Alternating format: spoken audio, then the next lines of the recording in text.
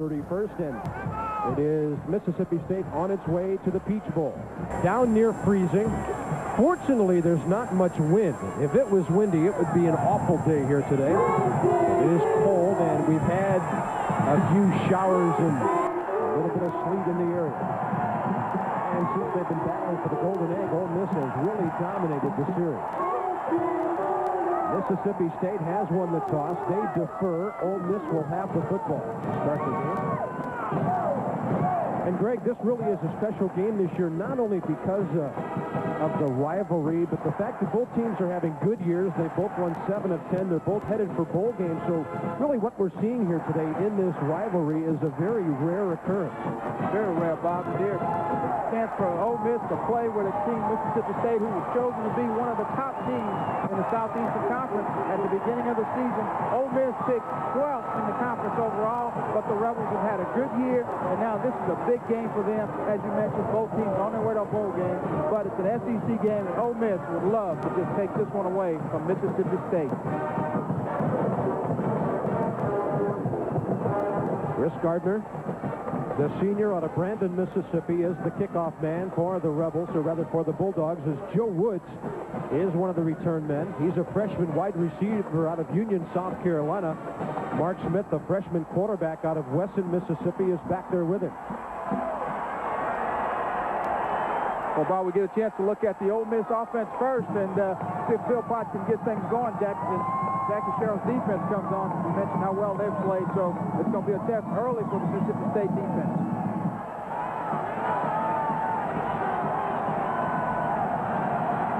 Gardner, low line, driving it down inside the 10. Picked up there by Joe Woods on the near side. Tries to hurdle a couple of guys. And the Rebels will have their first possession right around their own 25-yard line. Rush Shows, a 6'4 senior out of Senatobia, Mississippi. And he's completing over 50% of his passes this year. They operate out of a multiple eye offense. And it'll be interesting, Greg, early to watch their offensive line. They are really beat up. We'll set the personnel in a moment. As the give is to the deep man. That is Corey Philpott, the senior from Melbourne, Florida. He's behind Shows with Marvin Courtney, the fullback, Thomas McLeish, the tight end, Jermaine Kahn and Eddie Small are the wide receivers. Now up front, Sebastian Williams has come over from defense to play left tackle, moving Lindsey over to guard, Monkus at center. Chris May will back up Joel Jordan at right guard, actually, and Clint Conley is the right tackle. Joel Jordan is playing with an injured, even broken hand. They got 4 yards on first down, and maybe a yard or two that time for Marvin Courtney, the fullback. Mississippi State plays a multiple defense, a 3-man front with Foster Arlie Gibson, and Kevin Henry, the defensive ends. Travis Boyd, Long, and Woodard. Boyd and Long combined for 19 tackles against Alabama last week. Williams and Harris at the corners. Kelvin Knight with 9 career interceptions at safety with Frankie Luster. Bob, Ole Miss has come out both times, tried the inside of the Mississippi State defense, hoping to get some movement. It's third down and a short 5 for the Rebels. Shows with some play action. He will pass it out to the left flat, and the ball is grabbed by Marvin Courtney. The fullback circling out of there for his 12th reception of the year, and the Rebels move the chains out near the 40-yard line. This is a good play by Shows. He comes out and just fakes to the fullback into the line. The fullback comes through and goes out in the flat. Shows comes. He's got good pressure on him, but he's able to get the ball away. Shows, a big quarterback, 6'4". He's able to stand in there, take the hit, and get the ball away. Picks up the first down. Courtney also averaging 4 yards on the ground. First down at the 40. Ball's actually at the 39 and a half. And skipping his way through there is Corey Philpott again. He's a guy they'll call on a long time in this game, many times on third down. Billy Brewer says he just has a knack of moving the chains when they need those crucial yards. Philpott does a good job of just getting in there. He kind of gets lost amongst all the defenders, and all of a sudden he comes out of the other side, and you look around, and he's picked up 4 or 5 yards. He got 4 that time, second down and 6. He's averaging 5.2 a carry. Rebels trying to set a tone for the ball game on this first drive as Russ Shouse changes the play at the line of scrimmage. They'll give it to the fullback. Tumbling ahead is Courtney over the 45. And they'll be left with a third down, maybe 3.5 yards to go. Arlie Gibson, the junior out of West Point, Mississippi, on the tackle. The thing about the Ole Miss offense is they like to run the trap inside with the fullback, and they even come back and bring Philpott, the tailback, sometimes to pull a guard and try to get something inside, trap the tackle of the defensive end, and get a crease in there and run. That time, Mississippi State played it well. The defensive end stayed at home, was able to stop the trap. They need to be just short of midfield for the first down. Shouse will throw. He goes up top, turning one way, then the other was Eddie Small, and he couldn't make connections. Kelvin Knight, the free safety, on the coverage. Big play for the Mississippi State defense that time. Shouse just did not have enough time, had to throw the football before he was really ready to do so. Therefore, he couldn't complete the pass. Rebels will call on their punter, Richard Chisholm. He's a left footer, a senior. About 40 yards to kick, his longest 61 this year. A former junior college All-American. And there's Tony James, who's within about 55 yards of the all-time return record in college football. They kick it to him. A low catch at the 22, and he'll get 3, maybe 4 yards. He slid on the turf as his feet came out from under him. So nothing doing for the Rebels after a couple of first downs on their first drive. They had to kick it away, and we'll have a look at the Bulldog offense when we return. 11:43 to go. No scores so far. No scores. The Bulldogs get the football for the first time. Greg Plump at the controls, completing 42% of his passes this year. 5'11" junior out of Hattiesburg. And at the 26-yard line is where the Bulldogs will have it first. They're an option team, and straight ahead they go. Michael Davis. And we've already got some words being exchanged down there on the field between the lines. Here's the skill people. Davis and Roberts behind Plump. Alonzo Porter, actually, he's not wearing 84 anymore. Melvin Hayes, the tight end, wears 84. Orlando Truitt and Willie Harris are the wide receivers. John James, Bill Sarton, Lee Ford, Shea Bell, Jesse James, a very veteran group. John James starting his 41st game today, number 29 for Lee Ford. And getting outside, out over the 35-yard line. We have a flag on the play as Orlando Truitt, the flanker, takes it to the far side. Now, these are the kind of passes that Greg Plump's going to be called on to complete because of the Ole Miss defense and the blitzing off the corner. If Mississippi State can get in a rhythm and pick up that blitz and Plump can complete these passes, that's going to give Ole Miss some trouble. Rebels a little too eager on defense. They lined up offsides.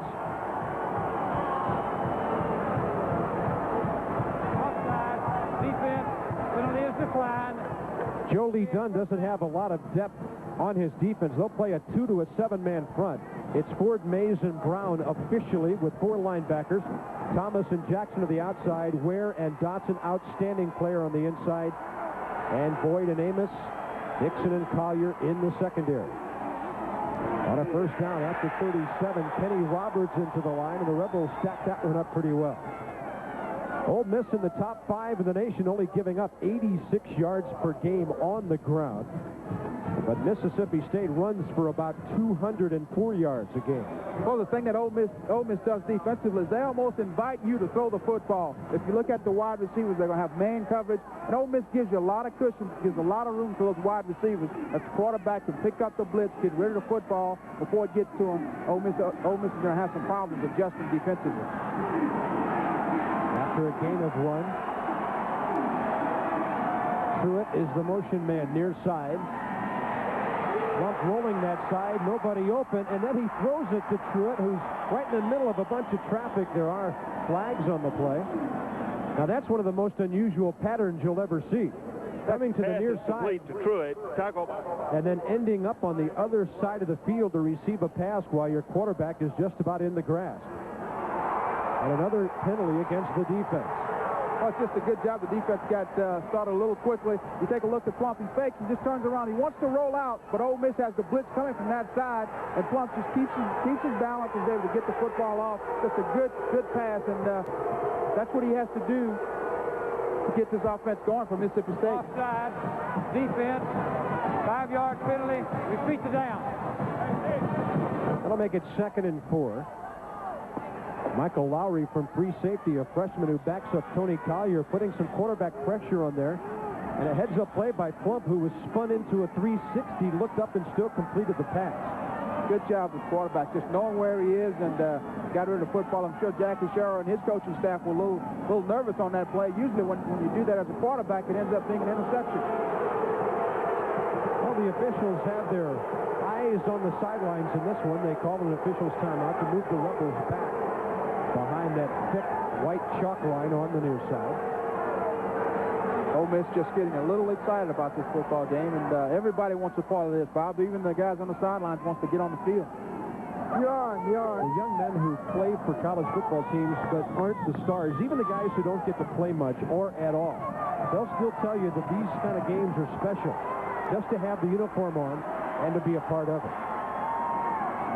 On a 2nd and 4, handoff to the first man through Michael Davis.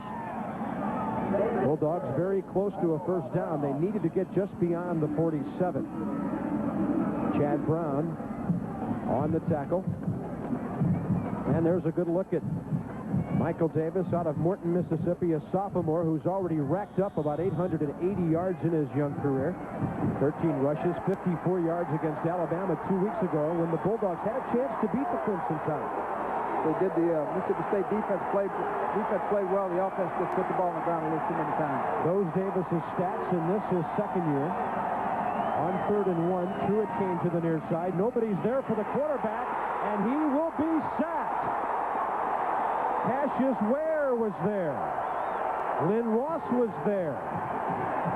As the Bulldogs left Greg Plump all alone in his own backfield. That time, Bob, looked like somebody went the wrong way. Plump just turns out nobody's there. Looked like he wanted to give it to the fullback, but one of the backs went the wrong way, and Ole Miss got a big break on that play. Threw him for a loss, and now the Dogs have to punt. Cassius Ware with his 9th sack of the year. Todd Jordan, the punter. 2nd best in the SEC, 9th best in the nation.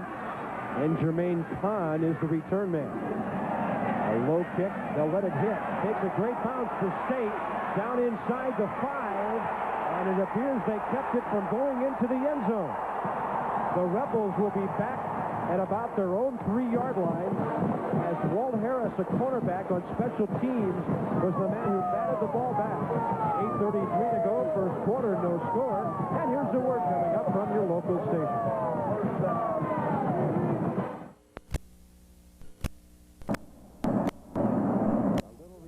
The heaters on those sidelines today. And great field position for the Mississippi State defense because of this good work on the punt. Jermaine Kahn was trying to keep Frankie Luster from downing the ball, but it was downed anyway by the Bulldogs. And the Rebels running with the ball out to about the 5-yard line on a carry by Dew Innocent, a sophomore out of Pompano Beach. Talk about a tough couple of weeks for the Gators. At Florida State today, then the SEC championship game next Saturday against Alabama. I don't think too many people will be surprised if the Gators are in tough shape getting ready for their bowl game because they have 2 very difficult games. 2nd down and 8. Dew Innocent again. He's a young tailback who doesn't always start, but they like his hands, and he takes care of the football very well. There's Juan Long in on the tackle. But they've given the ball to Innocent, the sophomore, twice back deep in their own territory. That's one of the things that you have to do, Bob, offensively. Is give it to the ball. Somebody's going to take care of the ball when you're backed up. This is Mississippi State defense. He just comes in there and watch him, just read it. Linebacker's right in the hole. Looks like it's open, and there he is. Just those linebackers, Boyd just walks in there and makes a good, solid hit. Boyd had 10 tackles against Bama last week. Long had 9. Speaking of Long, it'll be 3rd and 6 for the Bulldogs. They will stay conservative. Dew Innocent has the first down. He's out about the 25-yard line. Tripped up by Kelvin Knight, the free safety. But Dew Innocent Innocent on a great hole opened up by that makeshift Ole Miss offensive line. Well, just a counter play. Fake to the fullback. The linebacker's over pursuit. Good blocking backside. There's the hole. And Innocent makes a cut, gets in the secondary. Just a good job of running. Look at it. He's coming right at you. There's the hole. He gets inside. Just runs right in that hole. Great play by the offensive line. Rebels now 2 and a 3 on third down. That was a 17-yard gain. Nothing there at all for Drew Innocent. As Kevin Henry, the senior from Mound Bayou, Mississippi, the right end, met him. So, Bob, when you get some inside linebackers that are as good and as aggressive as the Mississippi State guys are, what you want to do is run counter plays. Start one way, get those linebackers to running, come back another way. That's what this Ole Miss offense is doing now. They're faking the fullback one way, going back with the tailback. All they give to the fullback and fake the counter. That's been successful for them just on this drive alone. Billy Brewer's team actually lost a yard in the play, 2nd and 11. Giles looking left side. Here goes short. And cutting the ball up around the 29-yard line. Marvin Courtney, the fullback. Giles looked like he wanted to go downfield that time, but there was no one open and just dropped it off short, and Mississippi State defense is right there. And here's a big play for this Ole Miss offense. You know, third down and about 11, or just under 6 yards. Excuse me, 3rd and 6 for Ole Miss, and that's a big play. This Mississippi State defense is going to come after them on this one, Bob. They want to make something happen. It was on 3rd and 6 that Drew Innocent ripped off a 17-yard run a moment ago. He's the deep man in the eye. Giles changing something for his wide receiver. And then coming across the line was Arlie Gibson, the nose tackle. Did someone raise up to draw him offside? If it goes against the Bulldogs, it would make it a 3rd and 1 play. Dead ball, foul, offside, defense. This one's offsides against Mississippi State. He sees Shiles. He sees a blitz coming, so he's checking off, getting the message out to his wide receivers. And when he gets to the center, the nose guard was just sitting there too long. He jumps offside, 5 yards against Mississippi State. Jackie Sherrill has really turned things around with the Bulldogs. Last 2 years, 8 and 6 in the SEC. The previous 3 years, a conference record of 2 and 19. A quick and rather unbelievable turnaround by Jackie Sherrill in Starkville. Third down, a short 2. Drew Innocent fumbles the football. Who has it? It looks like the Bulldogs right in front of their bench have it at the Ole Miss 27-yard line. Juan Long recovers the fumble the second time he's picked up a loose ball this year. Charlie Davidson on the hit. Long just reads it here, and he's getting outside. Good hit. Good hit. Gets your head on the ball. Good shot. And the ball comes out. Call for him 24. Gets the ball out of there and watch the recovery. Long just hustling. He was in on the tackle and was able to get off the man and come and make the recovery. And Mississippi State is now in business. Charlie Davidson from right corner, the man with the hit, causing the fumble. Long picking it up. Big break for the Dogs with 5:02 to go. First quarter. Rodney Hudson is in there at quarterback to run the option for Mississippi State. Hudson is a true freshman from LaGrange, Georgia. He ran the attack for head coach Gary Guthrie for the 4A title in Georgia last year, a high school All-American. He was called the best athlete in the state. When he passed for 3,100 yards and ran for 1,100 his final 2 years. Hey, Michael Davis took the ball on the dive that time, but there was just no room, nowhere to operate there. Ole Miss, good job defensively, especially the defensive front. Stop the fullback. And a full house in the backfield. Hudson will drop back and look to throw, but he is sacked back at the 35-yard line. Chad Brown. His 7th sack of the year. Hudson gets the ball, fakes the out, dives like he's going on the outside, wants to throw the football, nobody open, and there he is. The defender comes through and makes the sack. What Joe Lee Dunn talked about yesterday, Greg, getting those linebackers to come around from the outside. Sometimes they only have a couple of guys on the line with other people circling around the ends, and Brown, who doesn't make that many tackles, does get his 7th sack of the year. Now it's 3rd and 17. Hudson. No one open downfield. And the ball was tipped. Johnny Dixon, the strong safety, the man who tipped the football away. Hudson drops back the pass, and he's got time to throw the ball. He avoids one guy, steps inside. Now he just makes a freshman mistake. He's going to run the ball. He decides he's going to run, then he decides he's going to throw. You can't do that. You've got to just go ahead and see if you're going to throw it. Go ahead and throw the football and get something done. It was 3rd and long, and you need to just get the ball downfield, pick up a first down. A 51-yard attempt coming up from Chris Gardner, his longest of the year, 47. They'll mark it just short of 52 yards from the post.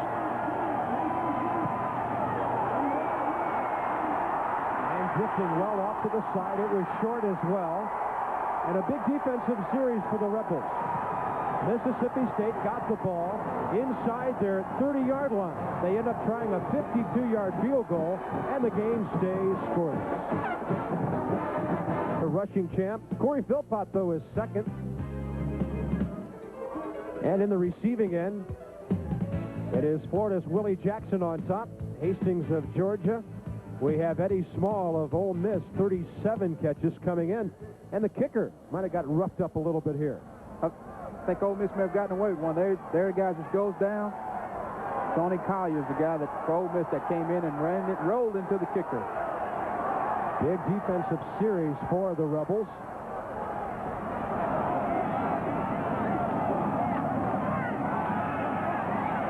And there's a little swing pass out to the right side. That one is out to Jermaine Kahn, who came circling around from a wingback spot. Let's get down to the sideline and Bob Kessler.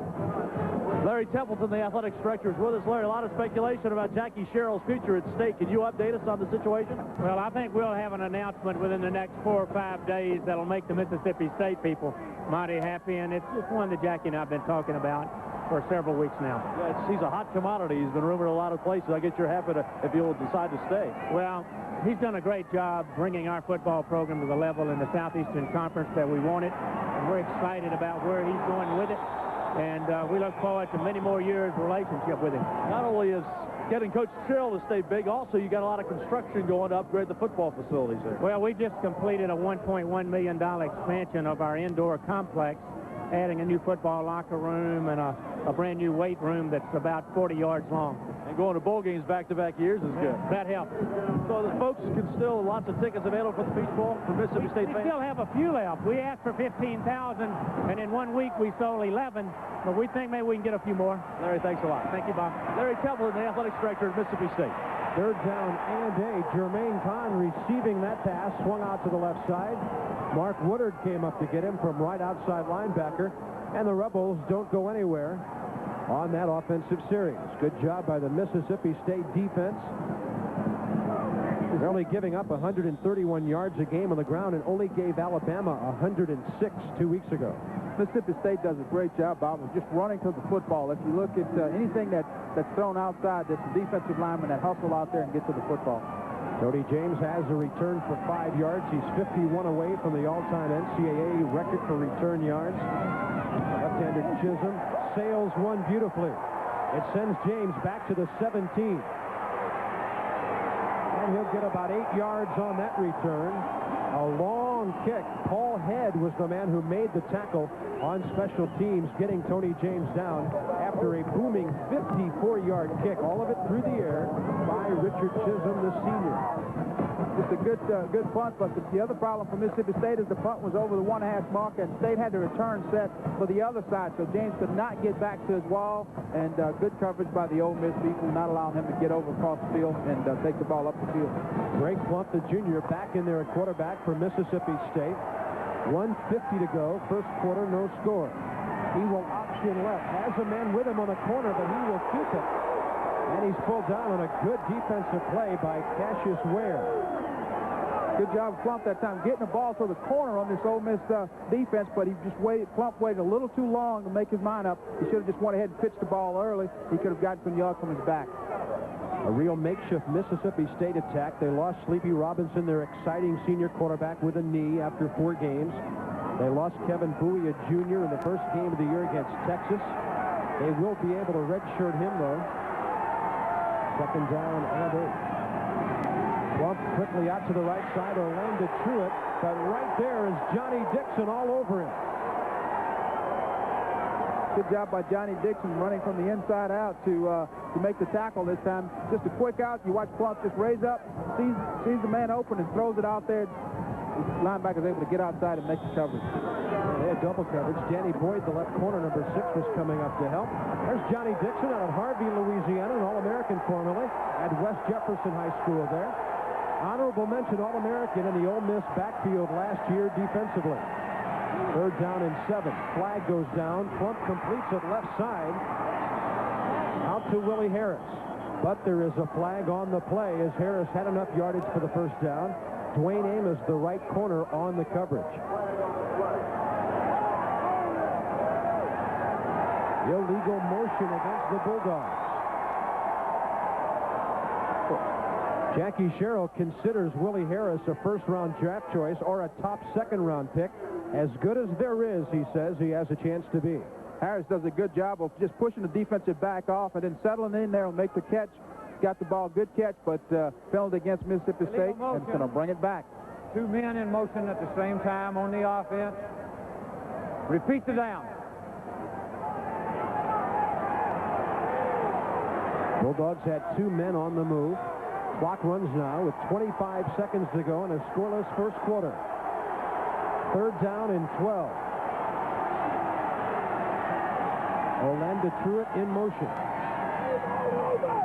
Plump looking that way. Rifles it, and he's got his man again, Willie Harris, and he has the first down over the 35-yard line. Michael Lowry, free safety on the coverage, but that ball was really delivered well by Greg Plump. It's a good job of finding the receiver by Plump. He drops back. He doesn't get any pressure. And watch the receiver just settle in the hole, just sits there right between 3 defenders, and Plump's able to get in the football for a big first down for Mississippi State. And that will be the final play of the first quarter. The clock runs down to 0. Bulldogs with a big play for the first down on the move when we come back. No score after 15 minutes of play as the Rebels and Bulldogs, as expected, go right after each other here in Oxford on a very cold November Saturday. We'll update the first half stats for you momentarily. Not a whole lot to tell you about, though, in that department. Bulldogs running Michael Davis off the right side. They never could get him down, but 2 or 3 Rebels had him in their grasp. Mississippi State not generating much on the ground. -4 yards rushing. 22 of the Ole Miss 34 came from Dew Innocent. 17 of those on one play. So 52 total yards for Ole Miss and only 22 for the Bulldogs. And for Mississippi State, a lot of that passing yards, just about all of it came on the last play of the first quarter. They've got them in position where they are, out at the 37. It'll be 2nd down and 11. Orlando Truitt motioning far side. Plump looking that way. He drills it out to his favorite target, Willie Harris. Willie's out across the 45-yard line. Harris came in with 31 catches for 529 yards, averaging about 17 yards a catch. He had 4 balls for 72 against Alabama 2 weeks ago. And Harris has got single coverage because of the blitz. He runs the defensive back off, then settles in there, catches the ball, almost breaks it for a big game, but he goes out of bounds. It's a good throw and catch. Harris, you can add a couple of receptions to those numbers now. Greg Plump is 4 out of 4 so far. 2 of those to Harris. 43 yards. They face a 3rd down and a short 3. Rebels want a blitz. Plump optioning. The pitch on the corner. Forget it. Fred McCrary taken down on the play quickly. Johnny Dixon was there to penetrate. Lynn Ross from right inside linebacker was in there to help out. Plump just fakes it to his fullback here. Now he pulls it out. You've got 1, 2, 3 Ole Miss defenders out there. He pitches the ball a little late. Tailback doesn't have a chance. Good hit from the inside out. That's the way you play the option, Bob. Just get people running from the inside out. Make sure they get to the football. Good play by Tony Collier. He finished the play off. Dixon forced the play on the corner. And Todd Jordan will have to kick it away. Jermaine Kahn, the return man. A wobbly kick. He runs into his own man, and Mississippi State has it at the Ole Miss 20-yard line. His own blockers ran into him before he could catch the ball. Just a mistake here by the Ole Miss return team. Backing up, kept backing up, did not see the return guy, and ends up running into him, causes the fumble. Here he is, he's just back there waiting on the ball. There's an Ole Miss player that hits him and knocks it up. Mississippi State player may have caused him a little bit of problems fielding the ball, but Ole Miss caused their own problem, I think, here overall by running into the player. Wesley Leasy, the inside linebacker, number 94, with the fumble recovery, and another great scoring chance for the Bulldogs. A first down at the 20 of Ole Miss. Flags fly as Lee Ford, the center, comes across the line. Abdul Jackson, the right end, was in on it.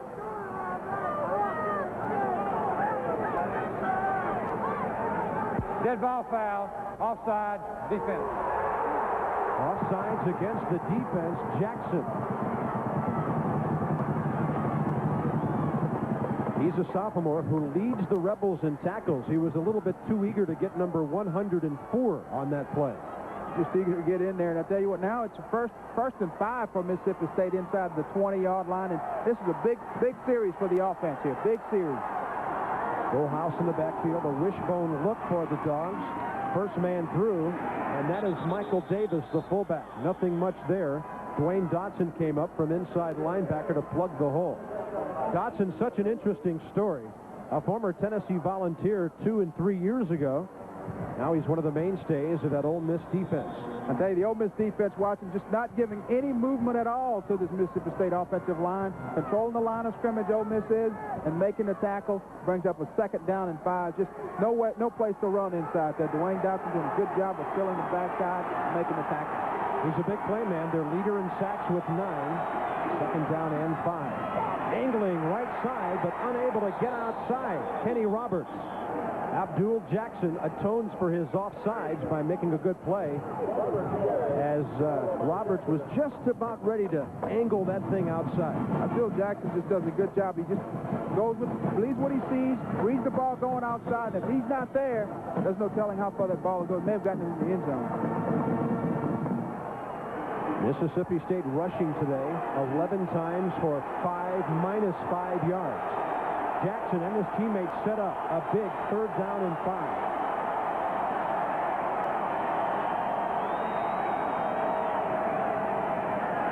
Plump looking left side. His arm was hit as he threw. Pass is incomplete. As Abdul Jackson said, I'm going to make up for that offsides one more time, and he got the quarterback's arm. Well, good job by Abdul Jackson, just coming. A little stunt here, just gets inside, makes the guy miss it. Now he's putting pressure on the quarterback and gets the arm. Good pass rush, just a good pass rush. They'll try a field goal near hash. It'll be a 32-yard attempt for Chris Gardner, who missed earlier from 52. This well within his range, but he's not been consistent this year. From 30 to 39, he's only 4 out of 9 this year. Angles like this might bother him. And he has pushed it to the right side and missed it. There is a flag on the play, though. You know, Greg, when you see a guy who has those kind of numbers from short range, you figure if the ball's not in the middle of the field, he's going to struggle with it. And the preliminary signal is there's a penalty against the defense. Somebody may have just gotten a little too close in there. Oh, we got a personal foul against Ole Miss. That's a big one there. That's going to give Mississippi State a first down and put their offense back on the field. It might have been Abdul Jackson involved in that one as well. That would make the 4th consecutive play that he's had a role in, and Billy Brewer has to be concerned about the mistakes his team keeps making here. We have a live ball, personal foul on the defense, half the distance to goal line, and first down. This is the field goal. You see, just lines up. He hits the ball pretty well. Looks like it's going to go in there, and it just hits up and just hits just outside of the upright there, Bob. Looked like for a minute he may have had it. The discussion on the penalty was, had it been a dead ball foul, it still would have been Ole Miss's ball. But because it's a live ball foul, first down Mississippi State. First down and goal from the 7. straight ahead, into the end zone, Michael Davis. His 5th rushing touchdown of the year. And the Bulldogs take advantage of another mistake by the Rebels, and they finally punch it in. Good job. That offensive line finally came through. They just ran the ball. A little talent fake there, handed off, and there's the hole. He cuts it back. 6 points. And I tell you, the Ole Miss defense has got to be getting a little weary here. They've been on the field a lot. Had a chance, had them stop. Penalty put them back out there, and now Mississippi State gets the ball in the end zone. Jordan with the point after coming up. Excuse me, Chris Gardner. He's 12 out of 15 this year. No problem, he drills that one. So 3 minutes and 20 seconds into the second quarter, those Ole Miss mistakes finally come back to haunt, and the Bulldogs on the road have taken a 7-0 lead. Has scored his 5th touchdown of the year. Early second quarter, visitors from Starkville have the lead. It was just a good job of Michael Davis. He starts one way and cuts it back. Good blocking on the backside. Hole opens up, and then he just runs and hits, really explodes through the hole and just gets in the end zone for the Mississippi State touchdown, the first one of the afternoon. Chris Gardner kicking it off. He'll pooch it high in the air. Taken at the 30-yard line, and Mississippi will get down over midfield with Marvin Courtney, a fullback, carrying it. They might have overrun their coverage, and maybe they didn't know that there was a sure-handed fullback up there in that crowd. Well, what happens is you normally just do the pooch punt, the little high kick. You don't want to give it to the guy in the deep back. But here comes 27, picks the ball up, and Courtney does a good job of just going through the coverage, and before you know it, he's over around the 38, 39-yard line. 32 yards on that return. Great field position. Courtney will set up with his teammates in that offensive backfield. Big play they may have needed right after giving up the touchdown. Eddie Small, the motion man. Showers. Left side, intercepted. Ball's picked off by Charlie Davidson. And he will get it back to the 42-yard line of Mississippi State. Davidson had 2 interceptions against Alabama 2 weeks ago, and he has his 4th of the year. Rick Showers comes out, and he wants to throw the ball, and as he rolls out on the play, having replayed, the wide receiver's trying to push the defensive back deep. He's reading the quarterback's eyes all the way. I think Showers made a mistake as he throws to number 4, Small's wide open, running down the middle of the football field. So, good defensive play. Davidson picks the ball off and returns it for Mississippi State. Now, State's in operation at the 42-yard line. After the Ole Miss 3rd turnover of the day. They simply cannot continue this pattern on offense. Looks like Dixon wants to come in there from the outside on the near side. Plump changed the play at the line of scrimmage, and Artis Ford, the left tackle, is all over Michael Davis.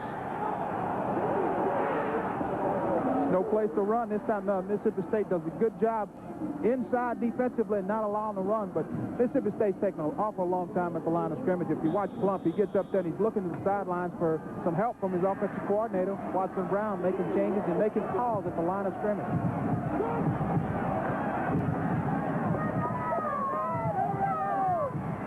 Still a 10-point game. Each team has tacked on a score in Tallahassee.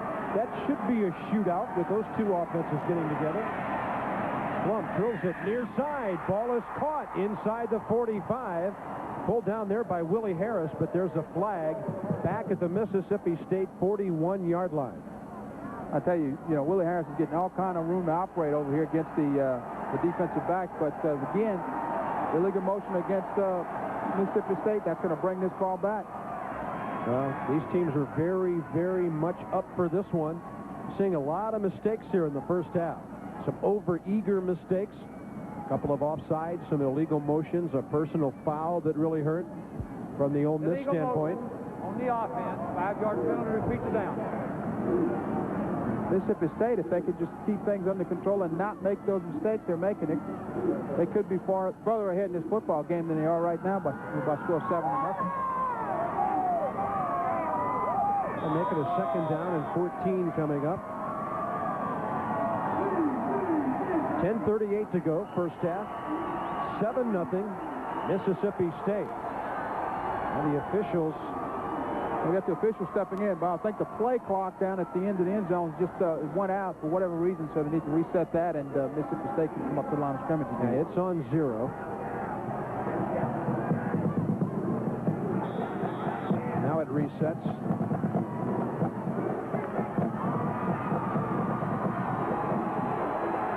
Bulldogs on 2nd and long.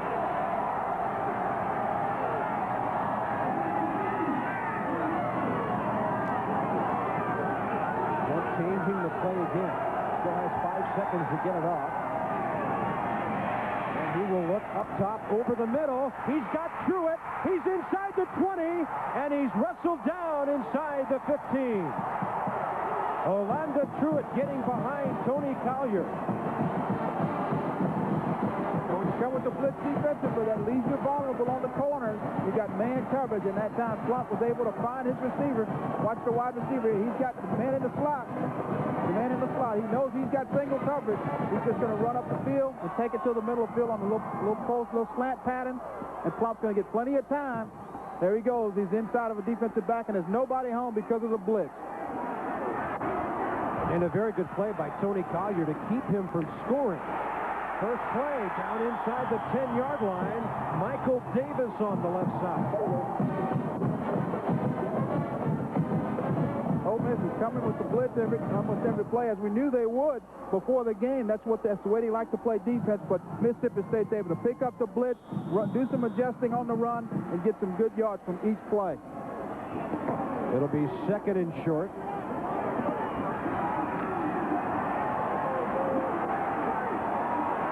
Down a short 3. Plump gives it to Davis again.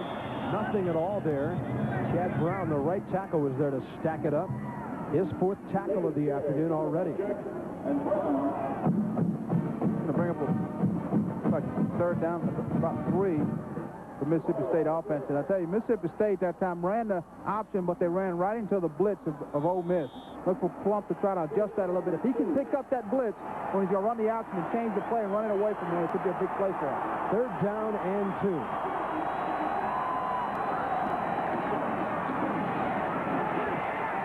And they will come up a little bit short. Randy Brown was the ball carrier. Dwayne Dotson knocked him down from behind. Randy Brown, a redshirt freshman out of John Curtis High School. That great high school program down in Louisiana. That's the same play, similar to one they scored the touchdown on. He just handed the ball to the tailback, and he tries to find a hole, but Dotson's able to catch him from the backside. Good defensive play. And on 4th and 1, Jackie Sherrill will go for the 3. This will be a 22-yard attempt, less hash by Chris Gardner. He's 4 out of 4 this year, under 30 yards. And that one looks good. So Mississippi State's defense does a pretty good job. After Orlando Truitt caught a 48-yard pass, they managed to keep the Bulldogs out of the end zone. 8:20, first half remaining. Bulldogs lead the Rebels 10-0. In the first half, Bob Carpenter, Greg Bowser, Bob Kessling from Oxford. Where the home team has turned the ball over 3 times. 2 of those turnovers have led to the 10 points. Okay, if you're Billy Brewer, you can't be too unhappy. You're only down by a score of 10-0. It could be worse. Mississippi State has been down and knocking on the door a couple of times and could only come away with 3 points. Chris Gardner on the kick. He will squirt it almost straight out of bounds over by the 30-yard line. That looked like a gutter ball. I'll tell you, Jackie Sherrill's not happy with him. He wants to have a talk with him for kicking that one out of there. Now, Ole Miss can either take the ball on the 35 or they can kick it again. I think they're going to probably take it at the 35. The big question for Ole Miss here, Greg, they've turned the ball over 3 times. Do they start to get conservative on offense? Or do they keep trying the things they had before? Let's get a quick sideline update. Here's Bob Kessling. You know, this rather stunning developments recently in Knoxville and at Auburn with Johnny Major's resignation and Pat Dye's resignation. Guess who is the dean of SEC coaches now? Billy Brewer, the Ole Miss Rebels. He's been here 10 years. Major 16, Pat Dye 12.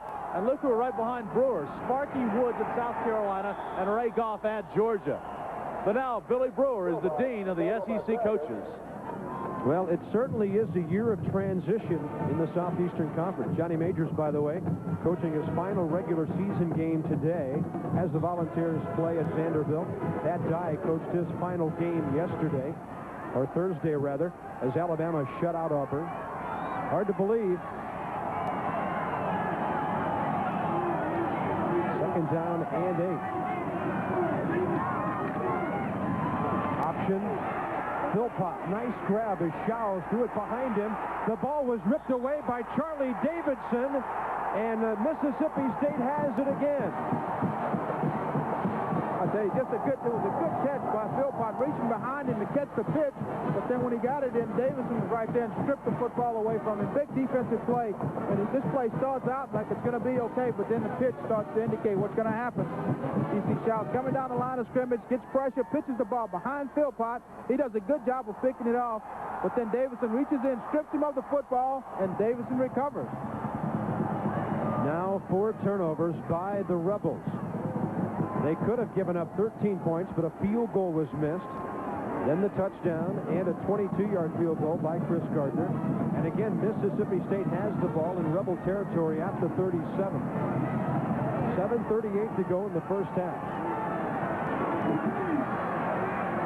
Every time Greg Plump goes over the sidelines for a breather, he's back in there with the ball. And he will air it out. Far corner, and it's beyond the reach of Orlando Truitt and the man covering him, Dwayne Amos. Amos, a senior out of Jackson. He's a very reliable veteran who's picked off 4 passes this year. On that play, Billy Brewer wanted to, Coach Brewer of Ole Miss wanted some offensive pass interference that time, but he's not going to get the call on that one. And Mississippi State came out with their offense and just went right after him and tried to get the big play and put it in the end zone. I think Coach Brewer knows inside that, he's just kind of laughing. He tried to get the call, but the official said no way. 2nd and 10, draw play, forget it. It was Artis Ford right there to meet the ball carrier. Then he just held him up long enough for Cassius Ware and his teammates to finish off the kill. They will be faced with a 3rd and long. They have to get the ball down to the 27-yard line of Ole Miss. Good job by Ford. He just makes the guy miss him, and all of a sudden he's in the backfield just about the time the fullback gets the football. Makes a good hit and big defensive play. That's a senior from Florida. And the 3rd down and 10. Plump looking left side. Rifles it out there. True call for Orlando Truitt.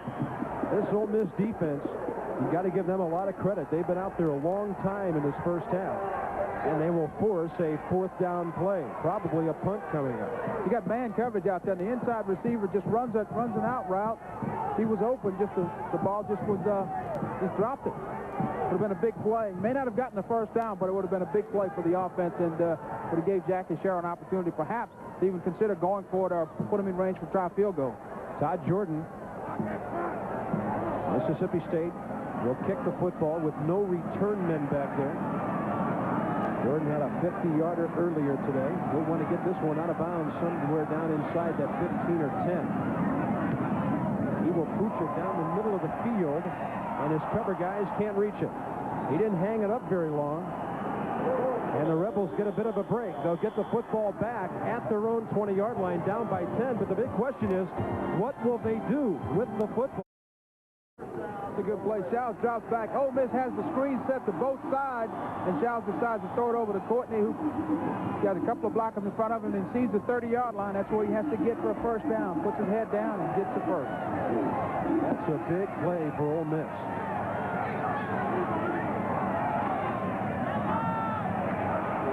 Corey Philpott will get a couple.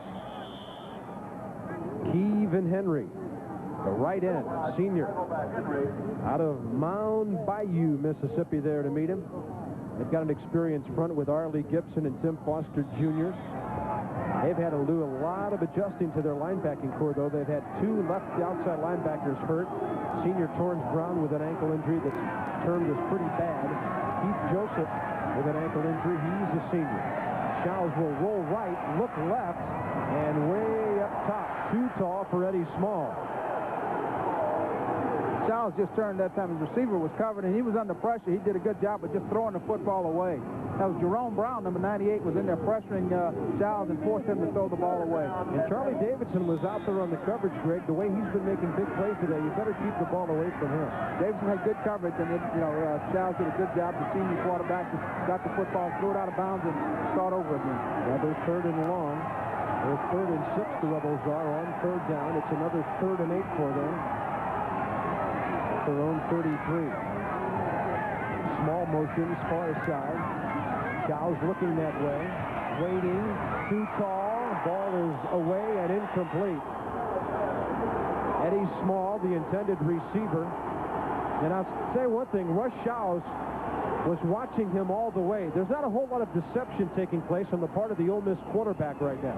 Not at all. Receivers able, Small's able to get inside of him, and there's number 4 running across the middle. Just threw it a little too high. When you throw the ball high across the middle to your wide receivers, they don't exactly stretch their arms all the way out like that. They know they're going to take a hit, so you want to get the ball down as a quarterback. Try to hit him between the numbers. Tony James back there waiting for the kick from Richard Chisholm. Chisholm wobbles one short. James has the ball twisted away from him. And who's going to get this one? Right in front of the Ole Miss bench. And the Rebels say they've got it. This would be a big break for Ole Miss if they can come up with this football. Just trying to unfoul them there. And it's a big break for the Ole Miss offense to get back on the field again after having to punt away to Mississippi State.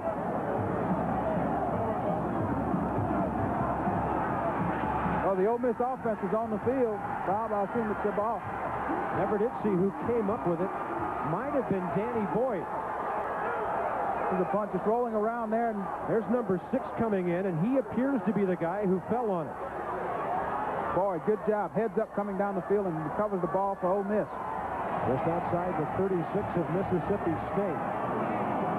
4:41 to go before halftime. Takes to Courtney, Chow's will option, Philpott getting outside, turning it up inside the 30. They will mark him out of bounds inside the 28-yard line. Good job of running the option by Chow's that time. He comes down the line of scrimmage. He's got 2 people on him. He's watching the football, watching the defender all the way, and then makes a quick decision here. Pitch the ball, and Philpott goes outside. You're not going to catch him. Harris has to come up from his cornerback spot to make the tackle. With 9, it'll be 2nd and short.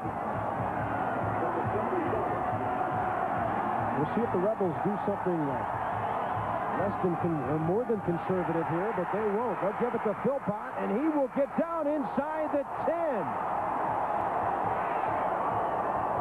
They say we'll stay with our base offense on 2nd and short. It took a free safety, Kelvin Knight, to stop Corey Philpott. So here's the play. Philpott just takes the ball. It's an off-tackle handoff. The hole opens up and makes the guy miss. 2 tackle, another guy miss, and then he just heads for the end zone. But just a little short. He's caught at the 7-yard line. Corey Philpott, Itawamba Community College, where he played 2 years ago. And now as a senior, finally getting his chance to be a star. 2 tight ends in there on 1st and goal from the 7. Chow. Left side, tosses it, touchdown! It's Courtney, the fullback.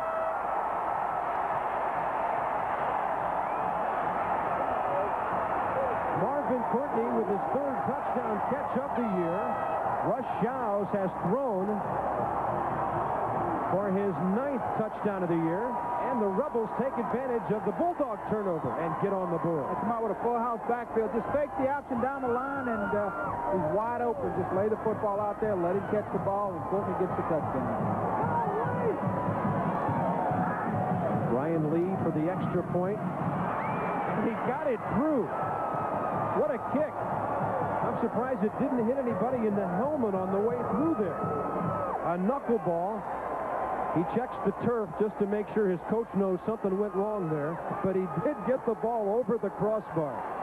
Holy cow. Good job on the kicker. He was just getting the ball up and getting it in. Touchdown there. Ole Miss came out in every formation that indicated they were going to run. Courtney was in a full house backfield, and Styles just pulls up instead of running the action and throws it out there. Courtney's wide open. Those are the tough passes to catch is when you're out there by yourself and you have time to think about it. And he's just happy he was able to pull that one in. Just a 3-play, 36-yard drive that took 42 seconds after the fumble recovery on the punt. And Ole Miss is right back in the football game with 3:59 to go in the first half of play. I tell you, Tony James, that fumble on the punt really cost the Mississippi State team. Now Ole Miss is back in this is 7-10, and Ole Miss has a shot. The announcers for this game selected and compensated by Jefferson Pilot Sports. This broadcast, a copyrighted presentation. Any use of this broadcast without the express permission of the Southeastern Conference and Jefferson Pilot Sports is prohibited. Bob Carpenter, Greg Bowser, Bob Kessling from Oxford. Brand new ball game as Brian Lee kicks it off. They'll float it down to the 4-yard line for Tony James. He will stay on his feet and get over the 30. He fumbles. Who has it? Ole Miss has it. Tony James just trying to pick up the extra yards, extra effort by James, and he loses the football. Ole Miss gets the football. Big play for Ole Miss again. It was an outstanding 31-yard return, but no possession at the end. Hey, watch Tony James. He's got the ball. He just wants to make amends for last time fumbling the punt. Breaks 2 tackles, 3 tackles, puts the hand down. Now he's trying to get that extra yard. Somebody comes in and just strips him of the football. Gerald Vaughn causing the fumble. And Vaughn also recovers the fumble, Bob. Good job on special teams by Ole Miss. A stunning turn of events here as the Rebels, looking dead for the first quarter and a half of this game, even more. Now they get a touchdown after a fumbled punt, a possession after a fumbled kickoff, and they have a chance to take the lead. Shout, up top, left side. And it was almost picked off by Kelvin Knight. Eddie Small, the intended receiver. Good job that time by the Mississippi State secondary, just reading the quarterback and Knight getting over there. Almost intercepted the football, but Childs got away with one there. There's Knight, the 6'1 junior from Natchez, Mississippi. Well, he was just out there playing center field as free safety spot. Saw that ball hanging up in the air. Les Childs now 6 of 12, 30 yards, a touchdown and an interception. Second down and 10. 3:45 to go in the half. And it's too far for Marvin Courtney. Fullback has obviously been his favorite receiver here today. Well, the thing that the Ole Miss offense is starting to do, Bob, with the fullback is because of the aggressiveness of the linebackers of Mississippi State.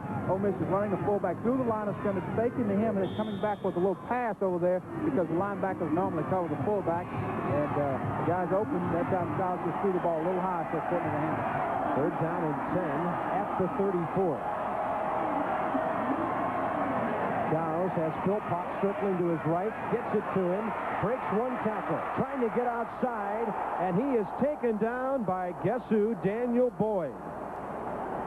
Good job of reading by Daniel Boyd that time. He got out there and made the tackle. That possibly takes them out of field goal range. Brian Lee has kicked a 49-yarder this year. We'll see how Billy Brewer plays it.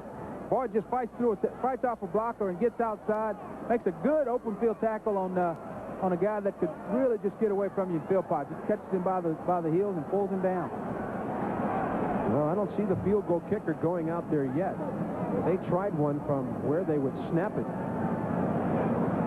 It would be a monstrous field goal of 55 plus. Looks like Ole Miss is probably going to just go ahead and perhaps take the penalty here, punt the ball, because the 5 yards doesn't hurt them real bad. They can try to get the ball down inside the 5. Well, Greg, this has been such a game of field position.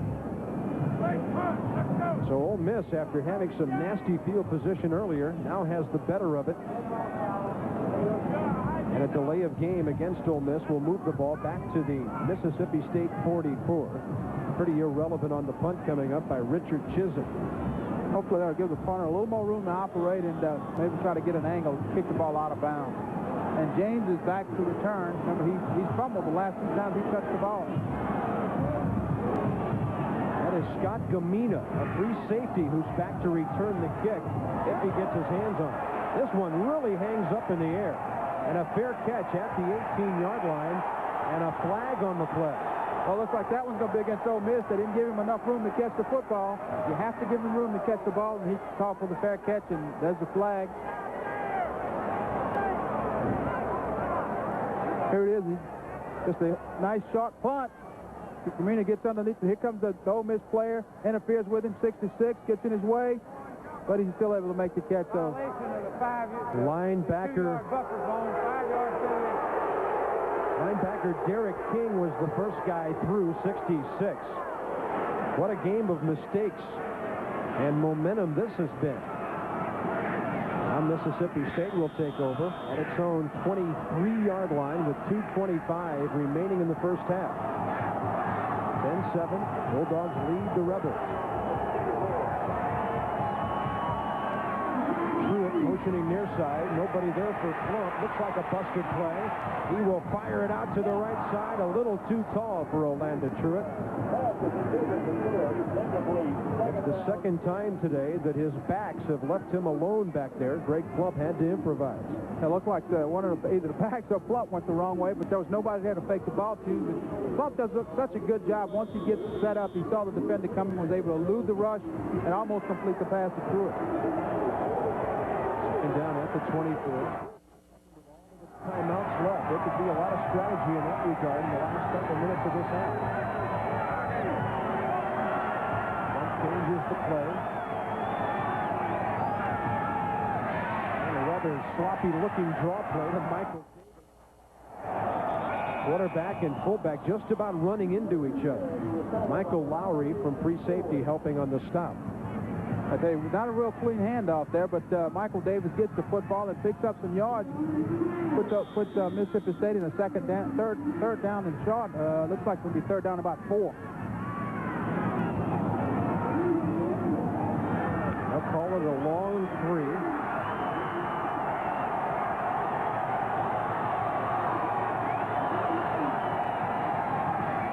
Looking right side, ball was tipped. And then it was unable to be caught, and with a shot at intercepting that ball was Johnny Dixon after the ball was tipped by Dwayne Dotson. I tell you, the wide receivers here, they're getting man-to-man coverage, but almost got that one intercepted. So you got 3 receivers outside, the slot guy goes out, and it's almost intercepted. If he intercepts that football, it's 6 points, Ole Miss. That's Johnny Dixon, the junior, from Harvey, Louisiana. He got a hold of that one, he'd have been dancing in the end zone. All alone. Jordan with Jermaine Kahn back to receive it. Jordan with a low end over end. What kind of bounce does he get? It hits like an Ole Miss player. And that will belong to Mississippi State if that's what happened. It hit a Rebel in the back. What a mistake, Bob. The guy just running down the field to cover the punt. A low line drive punt hits him in the back. And Mississippi State makes the recovery. First down, Mississippi State. The ball hit right on the back of the Rebels' Michael Lowry, it appeared. He's just running down the field to cover the punt, and see if we've got it here. It's a low line drive kick. He didn't even see there. The ball comes in, hits him just on the back. Recovered Mississippi State football. Yeah, Lowry, the man had hit. And then Wesley Leasy coming up with the ball for Mississippi State.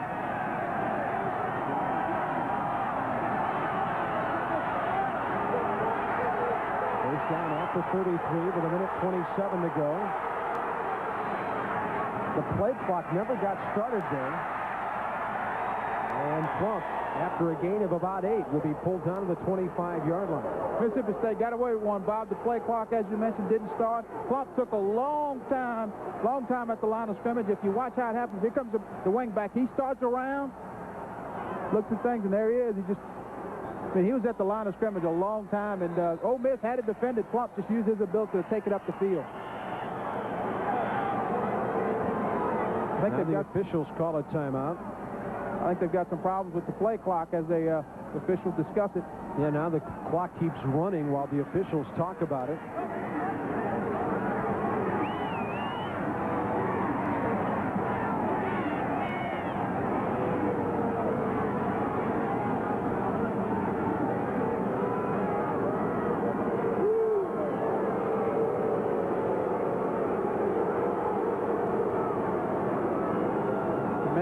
seconds left to go. The officials are going to just discuss it and they may just turn the play clocks off here, Bob. Well, they might be better off without him because they've really been confusing to watch. Now, here we go. The play clocks are working, and they put the ball back in play. Couple fans hoping for another good defensive series by their squad here. 2nd down and 1. Draw play. Nothing much there at all. Lynn Ross stopping Michael Davis, and the Bulldogs asking for a timeout with 42 seconds to go. Fullback was able to pick up the first down that time, but nothing much after that. And Mississippi State wants to talk it over. I'm sure that Jackie Sherrill wants to try to get it in the end zone here. If he can put 7 points on the board and go in up 17-7 perhaps at halftime. Well, coaches always expect that special teams and mistakes might make a difference in a big ball game, but there have been things happening in this first half that Billy Brewer or Jackie Sherrill could never even dream of. I mean, who would believe that, you know, you have a fine kick returner like Tony James, and he drops the ball twice, and Ole Miss gets it, and they can't put it in the end zone a second time. You end up coming out in pretty good shape. Watson Brown, Jackie Sherrill's offensive coordinator and quarterback coach, talking things over with Greg Plump. Brown, of course, the former Vanderbilt head coach. State still has 2 timeouts remaining. Bulldogs have all 3 of theirs. Had Joe Lee Dunn busy on their sideline a moment ago. His defense really has played well, covering up for those 4 turnovers by the offense today. Let's get a quick update from the sideline in Bob Kessler. They think they had the game clock problem fixed. It's working right now, but they have been keeping it on the field. The umpires have been keeping it. So neither team's gaining an advantage over the play clock, but they hope it's going to work the rest of the way. Plump with time. Right side, ball tipped and almost picked up. And again, right in the middle of everything, Johnny Dixon. He has really been roaming around making things happen today. Now there's Danny Boyd, who was on the man-to-man coverage of the receiver. Johnny Dixon does a good job. He just, just drops back, floats back in the zone, looking for the ball, and comes underneath and is able to tip the football. Almost intercepted again, Bob. Willie Harris, the intended receiver, 2nd down at the 23. Right side, this one is caught by Truitt. He's inside the 15. Johnny Dixon takes him down. The clock runs down to 25 seconds to go, and the Bulldogs stop it again. Mississippi State comes out, 3 receivers to the left side, and they just bring a receiver all the way across the field, trying to get him open underneath. You hit him with the football, and hopefully he can break a tackle and get downfield, maybe get inside the 10, but nothing doing here. That's Orlando Truitt, the 6'1 junior from Birmingham, Alabama. Parker High School, he was an all-stater there, went to Pitt, caught 68 balls there in the 1990 season, didn't play after transferring last year. And this year, he's been an outstanding receiver for the Bulldogs, 2nd in catches and yardage to Willie Harris. You know, Bob, the thing that if you Mississippi State and Watson Brown, you may want to look at perhaps a quarterback draw with Greg Plump, because Ole Miss is coming in with 5 defensive backs, and they're dropping inside linebackers deep to get underneath. And Watson Brown, I'm sure, has talked to Greg Plump about all the defensive backs that are in the game right now. Ole Miss employing 5 defensive backs trying to take away the receivers. Orlando Truitt caught 4 balls today for 69 yards. 25 seconds to go. 1st down at the Ole Miss 13. Bulldogs lead the Rebels 10-7 with a timeout remaining. Plump looking left, blindsided, loose ball, but it falls right in the middle of the secondary. Danny Boyd didn't have a chance to pick it off, but Dwayne Dotson was the guy all over Greg Plump, and the Bulldogs are lucky they didn't have a turnover there. Greg Plump just did not see him coming that time. Dotson was able to get in there and put some pressure on Plump and interrupt his motion. Watch him come off the side. Nobody hit him. He's just coming down the line of scrimmage and really gets in and delivers a blow to Greg Plump. Ball right up over the head of Chad Brown, 88, and in front of Danny Boyd, but Dwayne Dotson, the difference maker there. 2nd down and 10. Plump looking outside left, buries the ball into the turf, short of Orlando Truitt. And Lynn Ross, the right inside linebacker, the man who tipped that pass. Hey, Ole Miss doing a good job now getting some pressure on Plump. They're just bringing people off the corner and just running people through the middle, putting some pressure on them. Here it comes. The defense is coming up the middle. Here's coming outside. Tip the ball. Good defensive play. Get the hands up when the pass is in it, and the quarterback's going to throw the pass. 1 for 7. Mississippi State on 3rd down today. That's a great tribute to the Ole Miss defense. 3rd down and 10. Here they come. Almost getting the Plump. Now they do. Ball is loose. Picked up. Artis Ford running with it.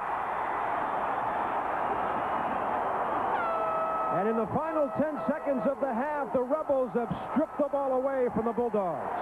Big play by Ford. Artis Ford does a good job, puts pressure on the quarterback, and reaches out and slaps the football away. Just a good defensive play, and the big guy picks it up, and, you know, for some reason, Bobby just knew he was not going to take it all the way. Here we go. Ford comes off the block. Plump tries to avoid him, and Ford is able to get his hand out and knock the ball loose. He picks it up here, and I tell you, this guy's headed to the end zone. Oh, Greg, I thought he was gone right there. Well, I'll tell you, those big linemen, when they get the ball, he's probably looking around for a little defensive back to hand that thing off to. Didn't take long for them to catch up with Artis, who goes 6'3", 275. There's the turnover situation. 8 of them today, 5 by the home team. Plump he was just trying to make a play that time, but had the ball swinging out away from his body, and the defensive guy was able to reach out and slap him down. Ole Miss has called a timeout now, trying to figure out what to do with 8 seconds to go. Watch Ford here. He comes off the block, and there's Plump. He just tries to dodge him, and Ford gets his hand on the ball and picks it up. And Bob, he's running now. He's looking around. He's saying, where's the defensive back? That's right. He's going to go over to the sideline when he gets through celebrating and get on those defensive backs saying, listen, guys, you know, come take this ball out of my hand. I've done my part. Well, he's saying to him, if I'm quick enough to take the ball away, you should be quick enough to be there for me. That's right. His other defensive line friends will tell him, look, the DBs just couldn't catch up with you. It's that speed. Well, speaking of speed, the fleet-footed Bob Kessling is on the sidelines today, and he'll be coming your way with halftime information. Scores from around the country, not that many ball games on this 28th of November. His usual look around the SEC as we wind down the season and look ahead to the championship game next week. Wide receivers everywhere for the Rebels. Weshouse with a deep drop. He will air it out down the middle, and it is picked off at the 21-yard line. Scott Gumina with it, his first interception of the year. And I guess it's only appropriate that with a turnover, the first half would come to an end. Just last play of the game, what do? You just drop back and throw the ball as far as you can. There you go, Miss. Has 2 receivers from each side running down the football field, and Shiles is just going to drop back and throw this one as far as he can, but Gumina is waiting for the ball to come down and intercepts it. First half is over. Let's get down to the field. Jackie Sherrill with Bob Kessling. Coach, wild half. Game of turnovers, huh? Well, it was. No question about it. And I think that the biggest thing that both of us have got to hold on to the football, and we do. You know, defensive teams playing well. Offense, we're going to have to run the football better, or we're going to be in a little trouble. It's not the weather. It's just the hard hitting out there. There's 2 teams going after each other. Coach, thanks a lot. Thank you. Coach, thanks a lot. Billy Brewer. Billy Brewer's team and Jackie Sherrill's team decided to come back onto the field together just a few minutes ago. We had a camera right down the middle of it, and the officials and coaches, including Jackie Sherrill, trying to separate the 2 football teams. It's not really a fight, but a lot of arguing going on. Well, you get them together, and they weren't discussed the first half. 2 teams together decided to talk it over, and, you know, a little bit before they go out to play the second half. Ole Miss will kick the ball. Mississippi State. There's the walkway where they came through. They just decided to come together. And then they really came together. Verbally, little jousting, nothing much else. Brian Lee will kick it off for the Rebels.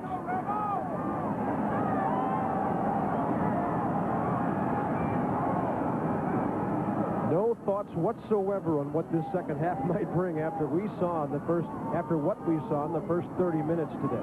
A wild first half, turnovers and missed opportunities by both teams, and this is still quite a game at 7-10. Ole Miss is trailing now, and we'll just see what happens. I'm sure that both coaches got after them pretty good at halftime and said, let's hang on to the football. This one twisting to the far side. Tony James inside his 5-yard line. The ball gets out of bounds right near the pylon. About Tony James again, another error by this young man. He thought the ball was going to go out of bounds through the end zone, but looks like it bounces out just inside the pylon, so it'll be right at the 1-inch line. Tony James is just, if we got it on replay here, he just watches the ball bounce. It takes a weird hop on him, hits him, and then it just kind of skips right on inside the pylon just gets in there and goes out at about the 1-inch line. If the ball had gone through the end zone, would have been a muff. He never got it up the first down at the 20 for Mississippi State. Quarterback keeper. Greg Plump.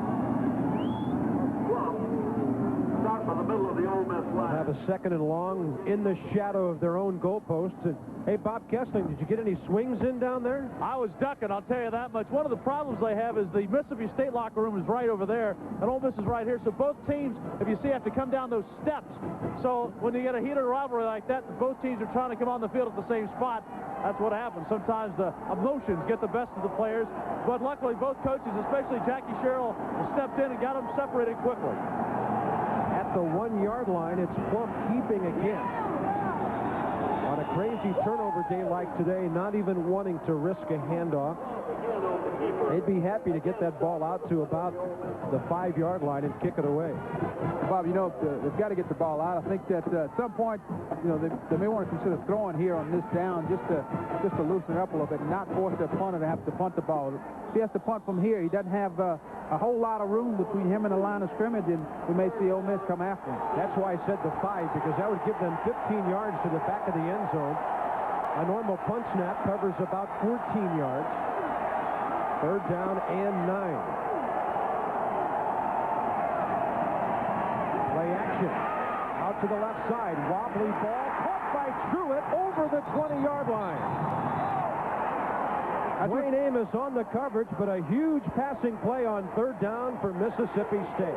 Well, I tell you, that's what Mississippi State needed, is just a little fake inside, and Plump drops back to throw, but he gets pressure and gets the ball out of there anyway. Just kind of hangs up there. He was pressured by Len Ross, but he makes the throw, and 1st down. Take another look at it, and he just comes down the line of scrimmage, and there's the pressure. Boy, he just barely gets that ball out of there and got the completion for Mississippi State. Orlando Truitt with a big day, his 5th catch. And that gives Michael Davis, actually listed at fullback ahead of William Prince and Carl Williamson. Williamson, the starter just a couple of weeks ago when we checked out the Bulldogs at home against Arkansas. But Davis, the sophomore out of Morton, Mississippi, is now the man who gets the call at fullback. Kenny Roberts at the other back. 2nd down and 8 at the 25. Roberts and McCrary both shifting.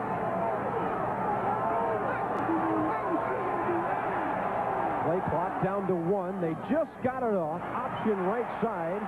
And that is Fred McCrary. He's out over the 33, maybe the 34-yard line. Looks to be enough for a 1st down. McCrary's a sophomore out of Naples, Florida. That time, Plump he took all the time on the play clock and got the play off, pitched the ball quickly, and he just got it outside. They have a 1st down. They're calling it 1st down, Mississippi State. Good job of execution and changing the play at the line of scrimmage by State.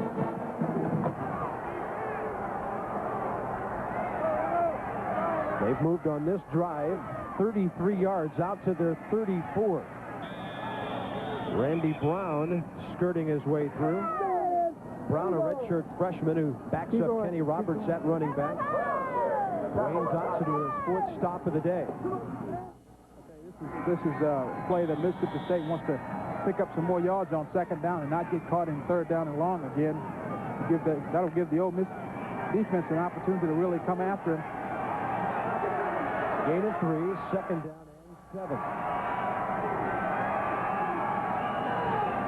Roberts and McCrary shifting again. It's Roberts angling off the right side. It looked as if he tried to cut it upfield. There's a big divot between the 36 and 37-yard line, and he lost his footing. Good play by the Ole Miss defense. That time, Mississippi State ran right into it. Watch Abdul. He comes up to the line of scrimmage and gets down as a nose guard here, and just plays from there. Gets off the block and is able to get in on the tackle. 3rd down and 5.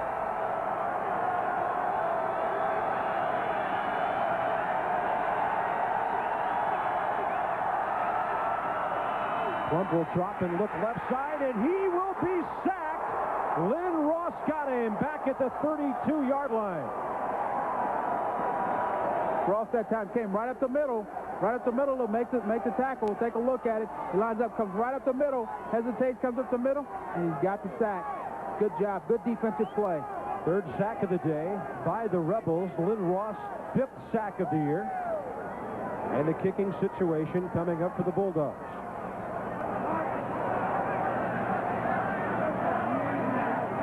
Mississippi State kicking. Ole Miss should have good field position here. Twisting spiral taken by Kahn at his 32. Gets away to the near side, and he is smothered at the 38, maybe the 39-yard line. Every time you see a play like that in this game, you almost expect the fumble, but he held on. And the Rebels are in business, down by just 3. We're a second short of 5 minutes into the second half. Into the 3rd quarter of play. Bob Carpenter, Greg Bowser, Bob Kessling from Oxford, and the Bulldogs, the home team, the visitors, set up defensively as the Rebels have it. So much happening on that play. A little right side off tackle carry. The Rebels are just trying that inside run, trying to get some movement inside against that defensive line. And had a little bit there, picked up about 3 yards. They'll bring up a 2nd and 7. Marvin Courtney, the fullback on the carry. He's been most effective catching the football today, including a touchdown grab. 2nd down and 7.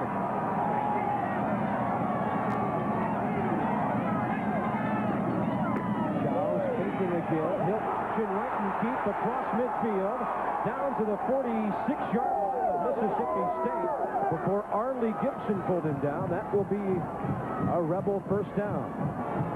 As Russ Childs, good job, just fakes to the fullback, comes out on the option. Nobody takes the quarterback, and he cuts it up, picks up the 1st down. Good job of running the option by Childs. Watch him as he comes right toward you, reverses out. Here he comes. Nobody's there. Fakes the pitch and just goes right up the seam, picks up the 1st down.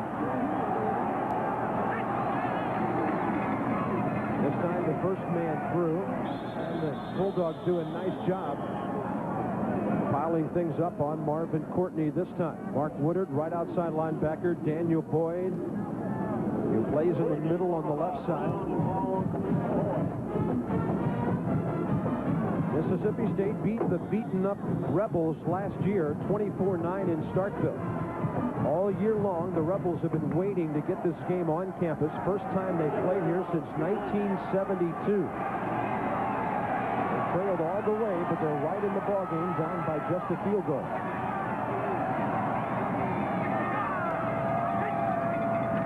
2nd and 9. Styles with play action, takes a hit as he releases, and the ball is incomplete down around the 1st down marker. Intended at the 36-yard line for Jermaine Kahn. Childs is, he had a little time to throw the ball, but was unable to hit his receiver. He's now 7 of 16 for, he's got 1 touchdown, but he's got 2 interceptions, and that's the big thing. He's got those interceptions, and he's got to keep those down and complete those kind of passes when he tries to throw it out in the flat with wide out. Now he's in the 3rd base, the 3rd and 9. He started this drive with good field position.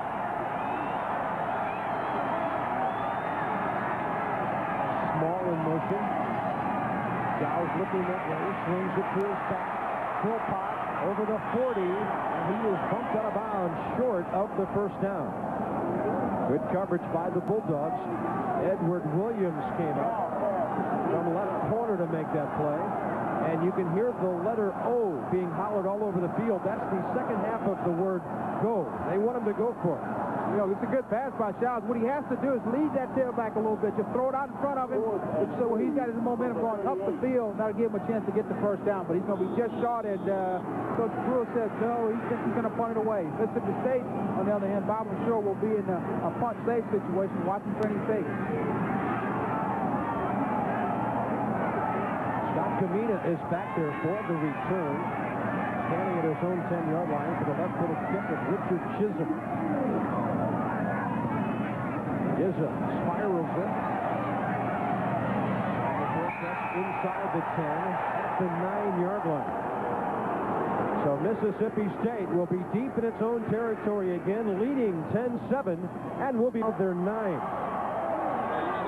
On first down, option left side, we have a flag on the play as Michael Davis carried it out over the 10-yard line for a gain of a couple. A game filled with turnovers, mental mistakes, and penalties. Stopping the play. Going to be against Mississippi State. False start, illegal procedure, and it's going to cost them half the distance to the goal. Jackie Sherrill's team penalized 4 times for 20 yards today.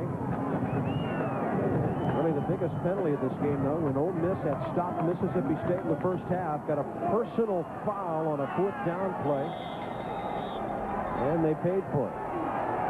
But they haven't paid for it as dearly as they should have. If the Bulldogs lose this game, Jackie Sherrill and his staff will look at that first half film, and they will just about cringe at the opportunities they passed up. Michael Davis, the ball carrier, angling near side. Cassius Ware with his 4th stop of the day. He also has a sack. We're just about halfway through the 3rd quarter of play. No scoring yet in the second half. Michael Davis, a 5-yard run in the 2nd quarter. Chris Gardner field goal made it 10-0 with 8:20 to go in the first half. And then Marvin Courtney, a 7-yard pass from Rush Shows. And that's the score the way it's been ever since. About 2nd and 14. Not a good time for a pass here for Mississippi State. They've been successful at getting the ball out on a pass. They'll keep it on the ground. Roberts, the ball carrier, and he was corralled by Cassius Ware. Ware, a 6', 240 JUCO transfer. Played at Northwest Mississippi Community College last year for Bobby Ray Franklin, an Ole Miss quarterback back in the 50s. And he's come on strong in his junior year. Mississippi State, 2 out of 10 on 3rd down today.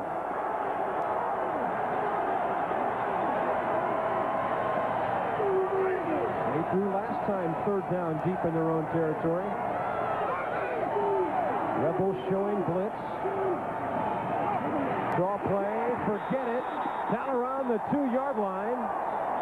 So with that blitz coming, the Bulldogs kept it conservative. Michael Lowry got there. Dwayne Dotson does a little dance around the goal line after helping out on that tackle for a loss.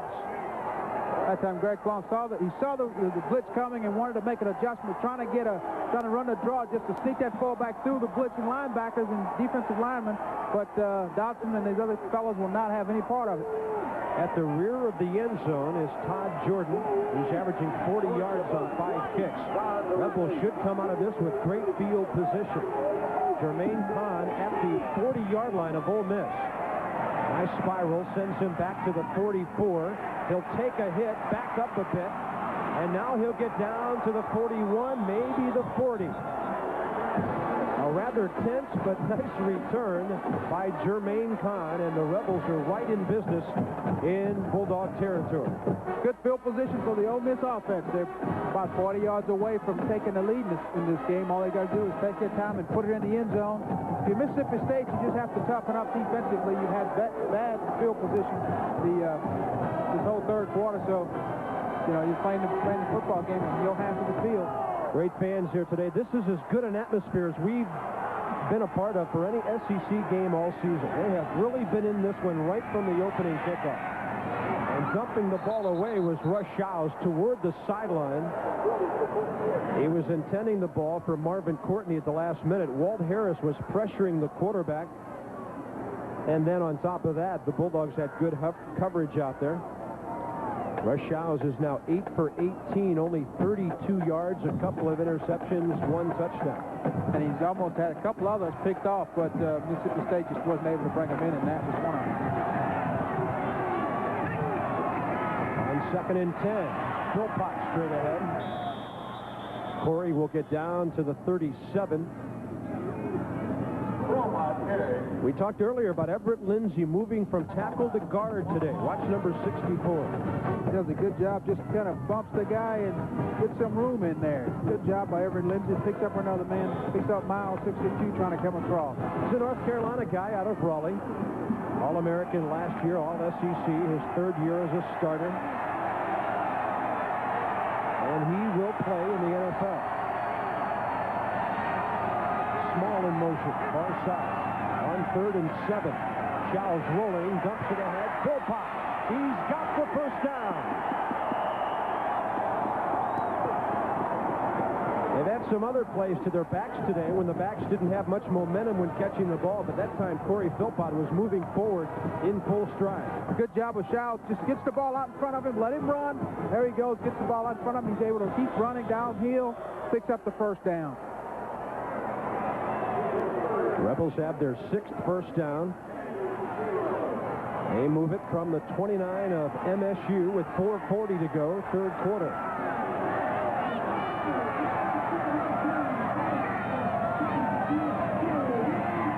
Courtney, the fullback, maybe a half yard there. Arlie Gibson there to say hello. Good job by Arlie Gibson in taking away the dive on the option. Take that fullback coming inside. You stop him, and you've got the first part of the option defense.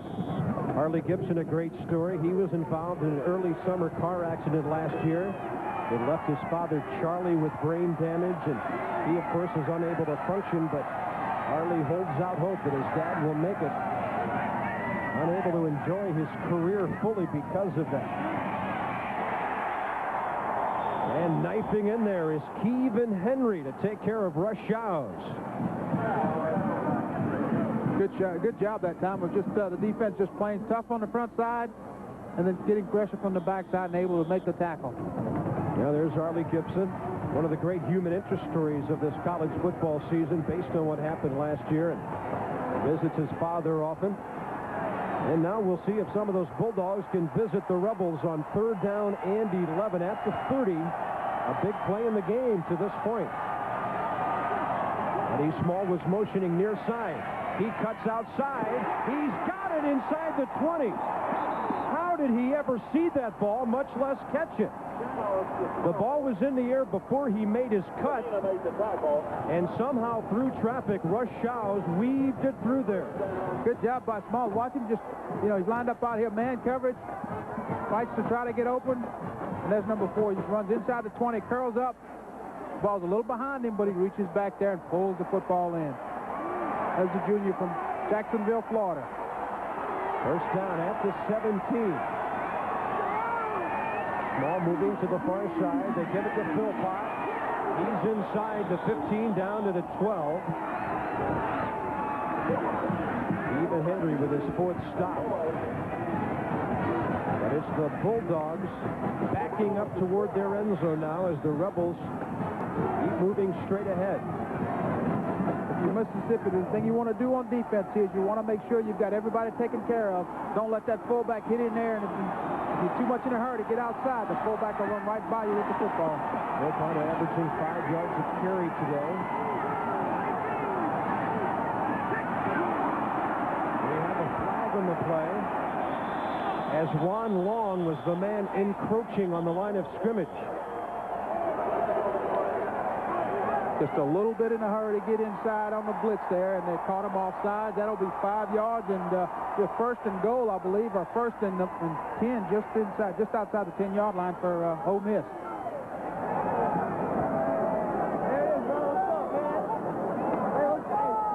Bob, coming into the game, we talked about Philpott and his running, but I tell you, the thing that Ole Miss has tried to do is they've tried to establish the fullback inside with Courtney, trying to get some room in there. Mississippi State overall has been able to stop him, but it was a big mistake here by State. It's been a game of mistakes, a game of turnovers.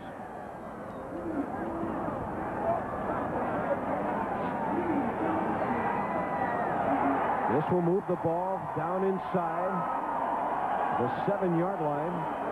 It'll be first and goal from there.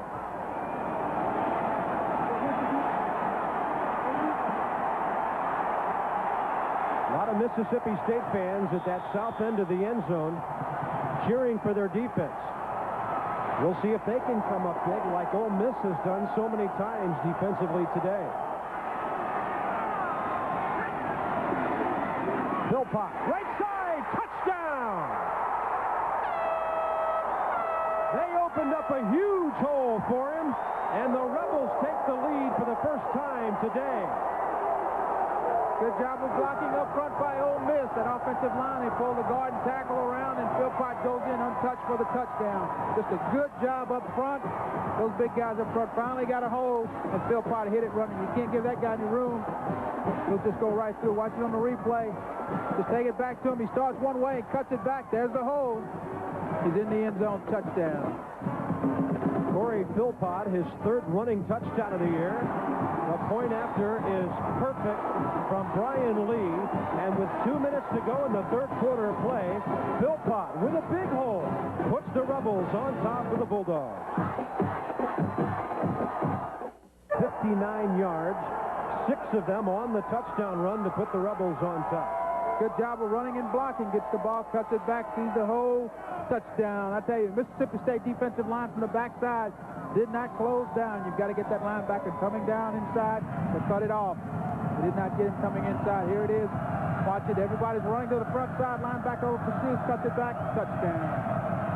That's what you do when you take the ball right at them and then bring it back against a team that's really quick and runs to the ball like Mississippi State does. Now we focus in on another record, another set of numbers. Tony James needs 11 yards in return. He's got 44 on the day. He needs 12, actually, to be the new NCAA career leader. But this one will be at the 6-yard line, angling out over the 20, the 30, the 40, far sideline. And there's your record. Tony James got the 11 and a whole lot more. No flags. And that changes the complexion of things all of a sudden. He has surpassed Steve Odom of Utah, who had held the national record of 3,130 kick return yards. Good job by Tony James. He gets the ball and got a good block inside. Now it's just a foot race. The guy was able to get over there to him and just bump him out of bounds. All the way out at the 48-yard line. After a 44-yard return, he has 88 return yards today. Just when you think one team is grabbing the momentum in this game, something else happens. First man through, angling off the left side, Michael Davis on the carry. You know, Billy Brewer thought that the key matchup today was his offensive line against the defensive front of Mississippi State. I'd have to say on that touchdown run, the matchup was to his liking very much. Absolutely. He got what he really wanted. He wanted man-on-man blocking, wanted him to get good ahead on people. His offense was able to do that. The tailback saw the hole and cut it back for the touchdown. I'm a little surprised, though, they kicked the ball to James right after scoring the go-ahead touchdown. I'll tell you, James had trouble fielding the ball so far in this game, but that time he came back and exploded for 44 yards. And 2nd and 6, Plump dumping it off.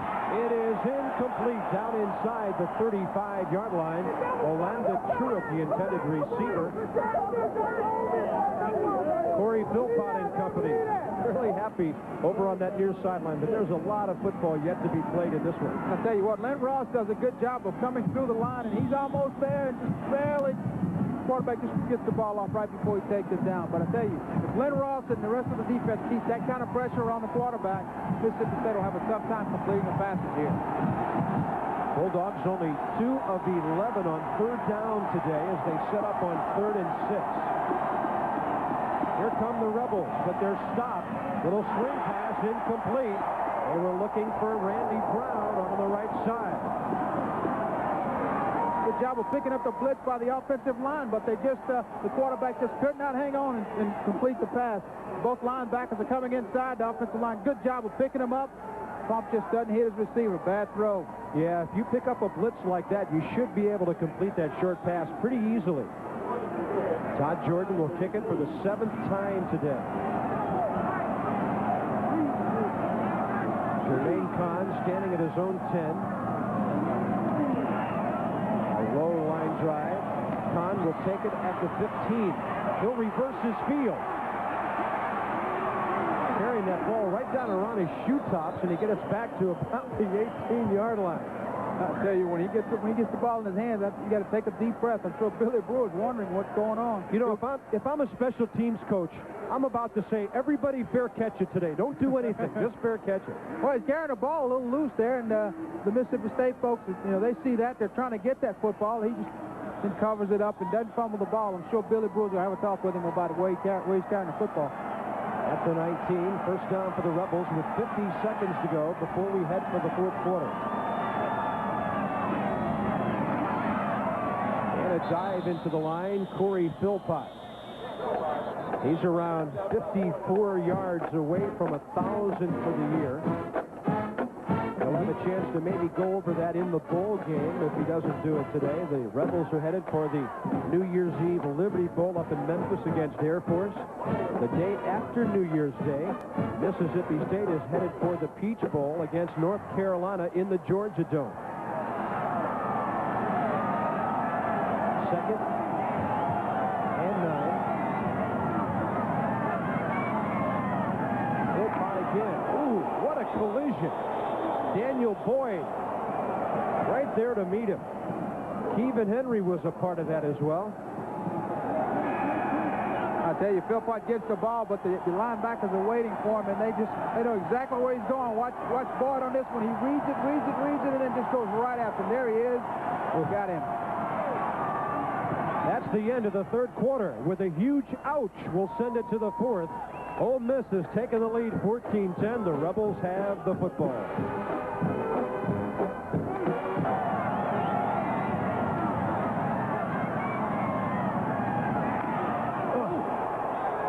And then you can hear the crowd go, ooh, as we did up here.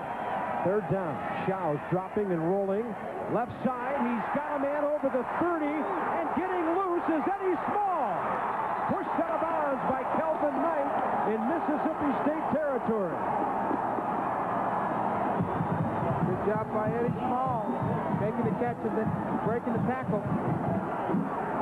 Show's wants to roll out here. He stops. He's getting some pressure from the backside, but he gets the ball off. Now Small takes a hit, and he breaks that, keeps his balance, and goes down the sideline. One guy to beat. Can't quite get there. Pushes him out of bounds, and it's going to be first down for Ole Miss. Eddie Small up over 60 catches, over 900 yards in his career. That was a 30-yard play. Look at that, 39 yards rushing by Mississippi State. They averaged 204. That may be the big stat of this game. Corey Philpott inside the 40.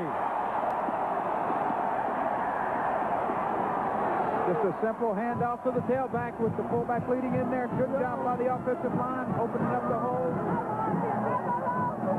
Runs right at him. Edwards Williams has to make the tackle. There's Philpott, hand it off. And he's going up the middle. Getting in on the 1,000 yards. There he is. There's the senior from Florida, Corey Philpott. He's getting close to the 1,000-yard mark. 14 carries, 74 yards today. Courtney, the fullback, and he's got some yardage.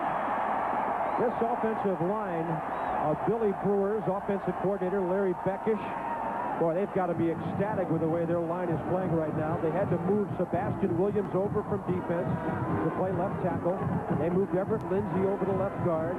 Joel Jordan playing with a broken hand, playing right guard. Daryl Munkus and Clint Conley, a redshirt freshman and a junior at center and right tackle. Mark Smith is in the ball game for Ole Miss. We were told that if he gets in there, he's at that right slot position. We might see a little razzle-dazzle flea flicker today. He's the guy facing the quarterback. He blocks, though, as Courtney carries it. And they will move the chains again down inside the 25-yard line. Hey, that time Rush Showers just came to the line of scrimmage and just changed the play. He saw something in the Mississippi State defense that made him change the play, and he did. He was able to pick up his first down. Bob, if you run any type of option and you're able to run the fullback successfully inside, be able to handle the tailback, and even run the option when you want to, you can really cause problems for a defense. 13:30 to go in the fourth quarter. Ole Miss on the move. First down at the Bulldog 4.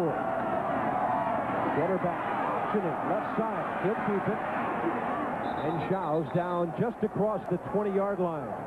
Let's get a sideline update about Joel Jordan and that beat-up Ole Miss offensive line. Bob Kessler. You know, Joel Jordan is a guy who's been a valuable backup for the Rebels. Now he's been pressed into service. If you notice, his right hand heavily wrapped because of the broken bone. And on that wrap, he has written the number 69 for James Holcomb and 79, Wesley Melton. Two of the offensive linemen not playing, and of course also 38 in memory of Chucky Mullins. Second down and 5. Holcomb hurt. Melton has cancer, can no longer play. Corey Philpott can. And he's down around the 10-11-yard line, and that will move the chains again. Ole Miss with unbelievable momentum in the early stages of the fourth quarter. And I tell you, the guy we just talked about, Jordan, there he goes. Good block on the inside of the defensive lineman, opens the hole, and Philpott just runs right in there behind him. That guy just keeps going, closing in on that 1,000-yard mark. He needed 113 yards at the beginning of the game. He's getting close, Bob. 15 rushes, 81 yards. He needs 113 today. First down at the 11. Eddie small motions near side. Courtney, the fullback, and he's not about to fumble. He was hugging that ball like it was a bag full of $100 bills. He's down to the 10-yard line. Well, I'll tell you, you got to hang on to the ball, Bob. It's college football. You have to hang on to the football. He had both arms wrapped around that thing, and he didn't care who hit him. He said, I'm just going to get it to the middle of the field, and we'll give it a try on 2nd and 9. 2nd and 9. He wants to get in the end zone. You know, Ole Miss can't pick up a first down without scoring a touchdown here.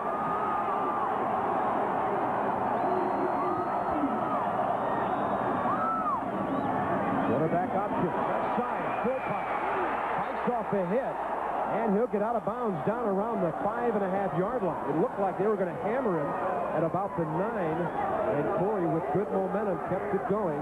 Edward Williamson there to meet him. The key on this play, watch the defensive lineman. He's got somebody on him, he's got the guard, but he pushes him upfield, forces the quarterback to pitch the ball deep in the backfield, again, for the defense to get there. But Philpott does a good job of picking up 3-4 yards after the initial hit. Now he needs about 27 yards to go over the 1,000-yard mark for the season. Big play coming up. 3rd down and 4. Just outside the 5-yard line.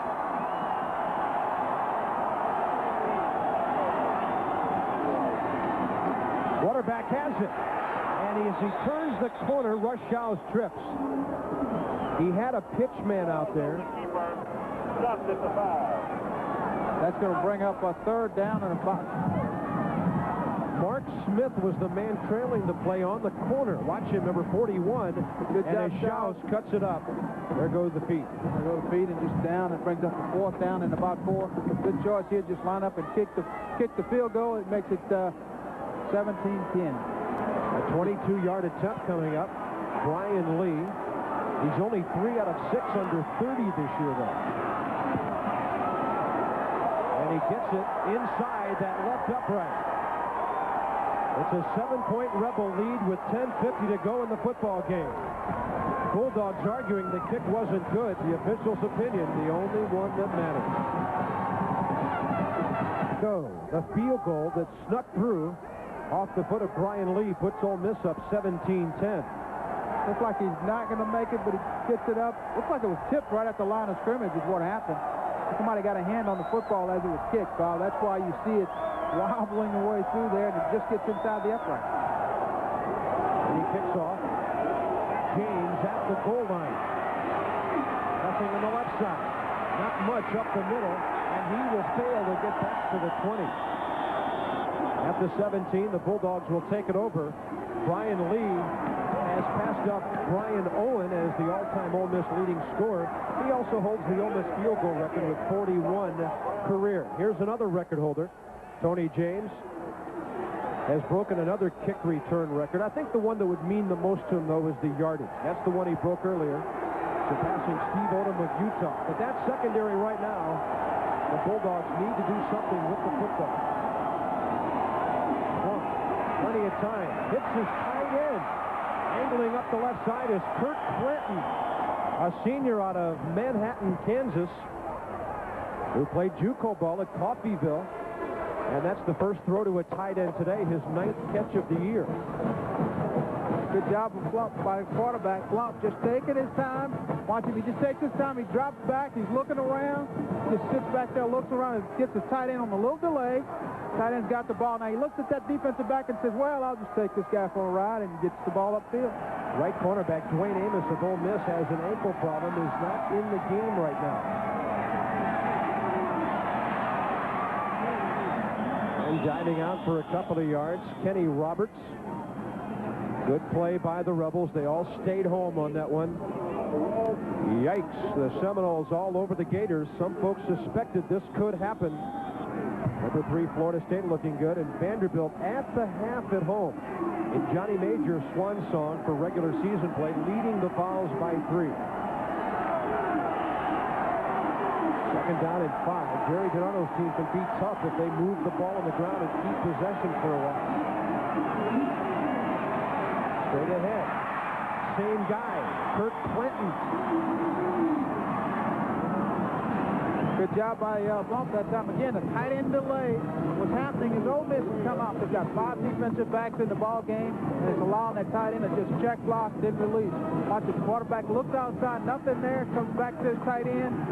Good throw and catch, and he just gets the first down. Greg Plump, 9 of 19. 141 yards. He is hit. It was his arm in motion. Yes. It is an incomplete pass. That's a good call by the officials. His arm was headed forward. He is down on the turf. Lynn Ross all over Greg Plump. I tell you, he took quite a lick. Lynn Ross came right up the middle again and was able to put a lick on Greg Plump. Watch him, there he is. Plump rolling out. He doesn't even see him coming, and there he is, right underneath that arm in his ribs. What a shot. That's why they invented black jackets for quarterbacks years ago with hits like that. Watch him again. He just hides in there behind the nose guard, comes around, and just puts a lick on him, and just a good defensive play that time. Well, he stepped right around Lee Ford. Lynn Ross not listed as a starter. He's the guy who backs up Dwayne Dotson. But in different situations, and there's Rodney Hudson warming up. And I tell you, the thing about Rodney Hudson, he's a freshman. You bring him in, you know, he's 0 for 1 today in pass attempts. Well, Plump is 9 of 20 for 141 yards. But Hudson will see a number of blitzes coming at him now. They'll bring people from the outside, and I'm sure they'll run some folks up the middle. But they'll make him have to make some decisions with this defense out here. Ole Miss is going to come after him. That Ole Miss defense, what a game they're having today. They force Plump out, Hudson in. And it's second down 10 coming up. That Ole Miss defense, they've had to patch things together a bit. They play anywhere from a 2 to a 7-man front. Turn those linebackers loose like Lynn Ross.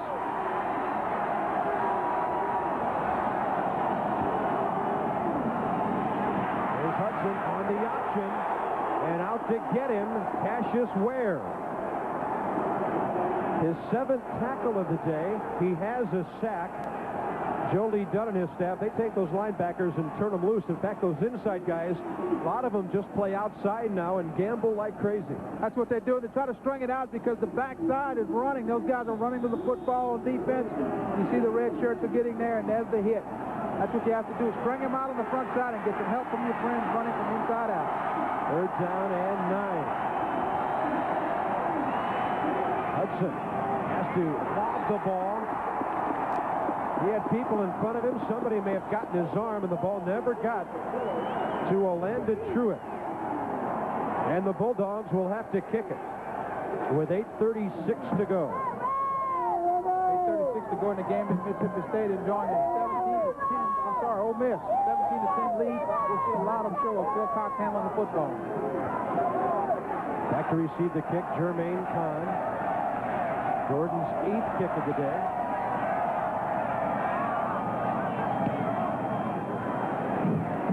He wobbles it down to the 8-yard line, and taking no chances, Kahn takes the fair catch. 8:29 to go. Mississippi State's quarterback, Greg Plump, headed for the locker room. Ole Miss has it when we come.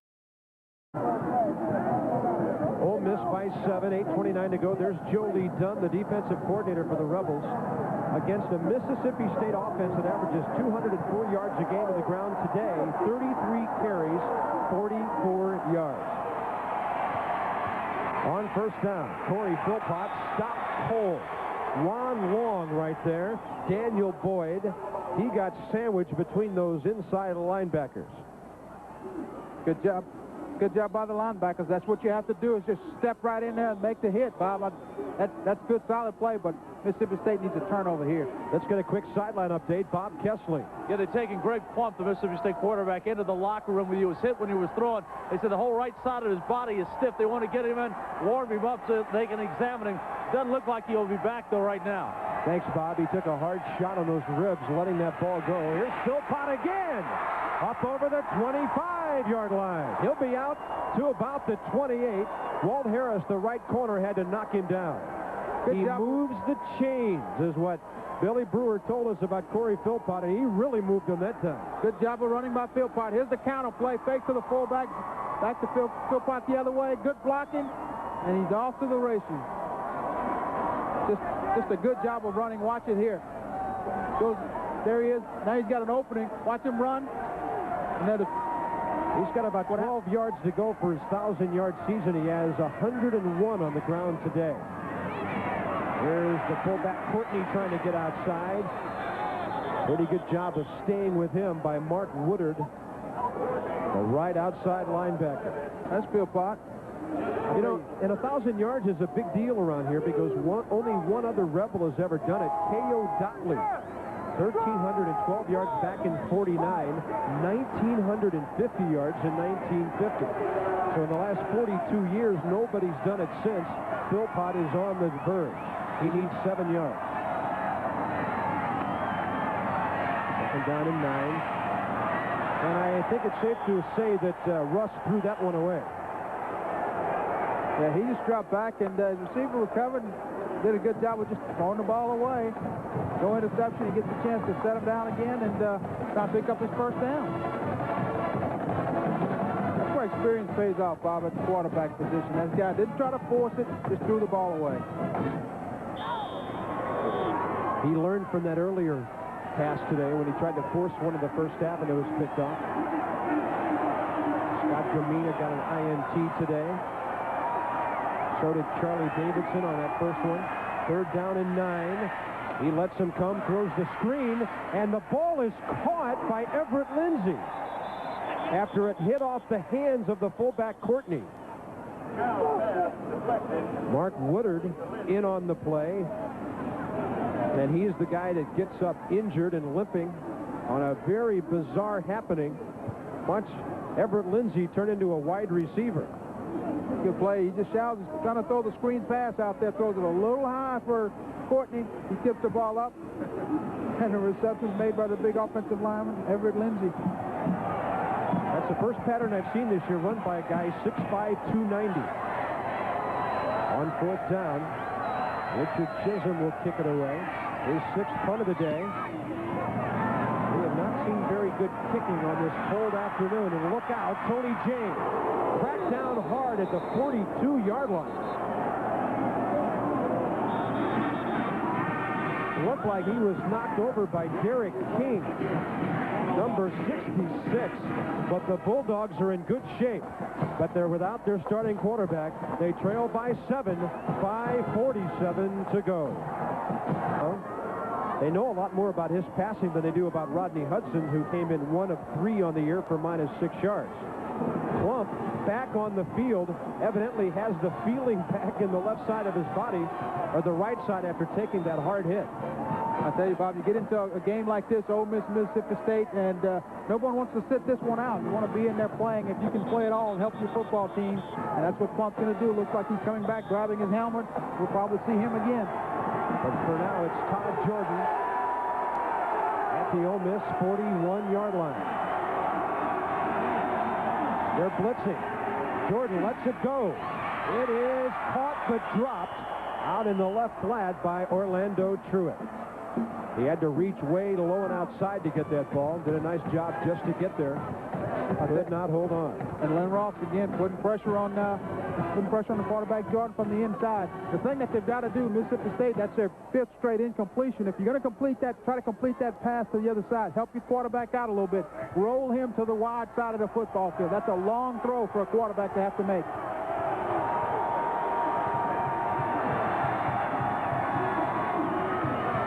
Jordan on second down. This one is pulled down out of the 30-yard line. Willie Harris. Haven't heard much from Willie since the early stages of this game. But they've got the first down at the 30. Good job. As you watch the secondary here, everybody's going to drop back and try to take away the stuff inside underneath. The quarterback rolls just a little bit, gives him some time to throw, and he completes the pass right in the hole in the zone. First down. That's what you've got to do with the quarterback, is sprint him out a little bit, get him closer to your wide receiver.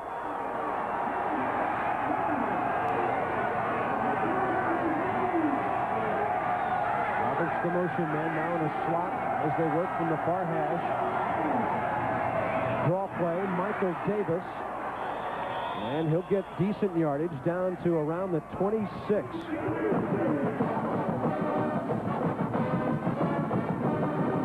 5:20 and counting, and Greg, a very interesting situation shaping up here. Should Jackie Sherrill get the ball into the end zone, do you play for the tie or do you go for the 2 points in the 18-17 lead? First things first, but it's something to file away. Jordan rifles it right in there, down around the 21-yard line. It appears to be short of a first down. Kenny Roberts, the receiver. He may have gotten a good spot here, Bob. If he did, it's going to be a first down for Mississippi State. But Jordan's doing a good job of picking up his receiver, and they're open. Ole Miss gives him a lot of room to work underneath it. He's taking advantage of it. Yeah, he got a good spot. They made it. It appeared he was short when he went down. So the Bulldogs will move the chains as they try to get right back in it. Down by 7 with 4:50 to go. Each team 7-3, 4-3 in the Western Division of the SEC. Each headed to a bowl game. First time in 29 years that has happened. Well, now Jordan has to be careful here because Ole Miss is going to throw some things at him. They may come with a blitz and send everybody at him, try to put some pressure on him and make something happen. Jordan at the line of scrimmage checking out. He's looking at the defense close. He's got plenty of time in the play clock. Down to 5 now. And he gives it to the first man through, Michael Davis.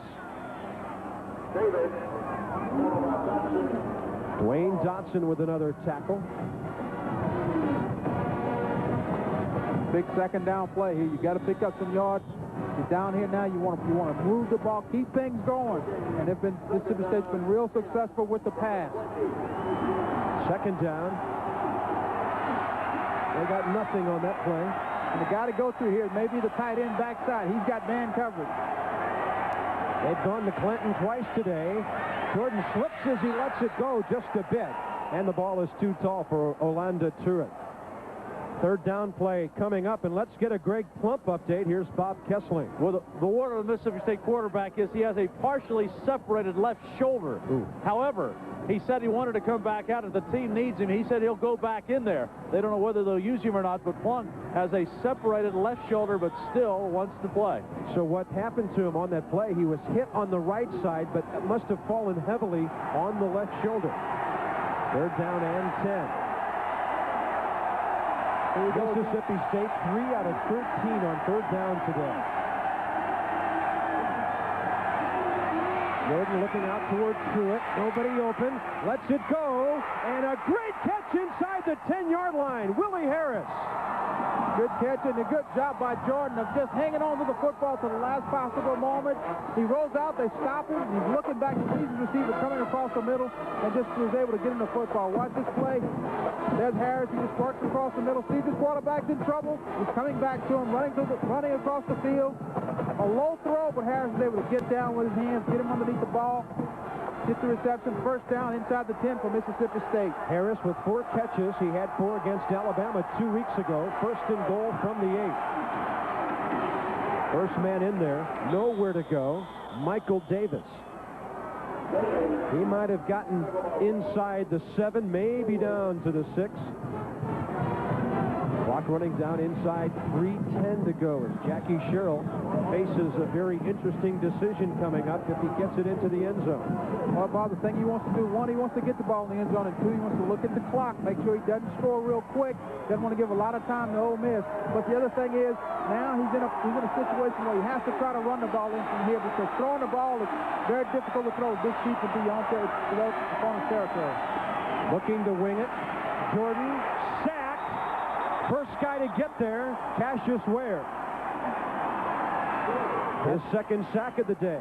That's what happens, Bob. As I mentioned, once you get down this close to the goal line, it creates problems for a passing offense. Jordan rolls out. He doesn't have a lot of room to work with, and the defense doesn't have a lot of room to have to defend. Therefore, they stop him short, force him to pull up, get the sack. Ole Miss has got a timeout. Fourth sack for Ole Miss today. So they've been able to put some pressure on the Mississippi State quarterbacks, and Coach Watson Brown's over talking to Jordan. He wants to make sure that everybody's on the same page. He's still got a chance, got to get the ball in the end zone on 3rd and 10, 3rd and goal. Ole Miss now has 38 quarterback sacks on the year. They got it started weeks ago when they sacked Arkansas 8 times. Now their defense has played very well down the stretch. Bulldogs have used one of their remaining timeouts. Rebels have all 3 of theirs remaining. 2:35 to go. Headed for a photo finish here in Oxford. 17-10. Ole Miss leads Mississippi State in the regular season finale for both teams. First time the game's been on this campus since 1972. It's been worth the wait as they now will ship from Starkville to Oxford every year. I tell you, this one's been exciting. You know, you look at Mississippi State has got 57 players from the state of Mississippi. Ole Miss, 45. So big ball game for these young. Jackie Sherrill talking about the state of Mississippi and high school talent says the top 5 players from this state are as good as the top 5 from anywhere in the country. They just don't have as many as a Florida, a Texas, and Oklahoma would have. 3rd down and 10 at the 10-yard line.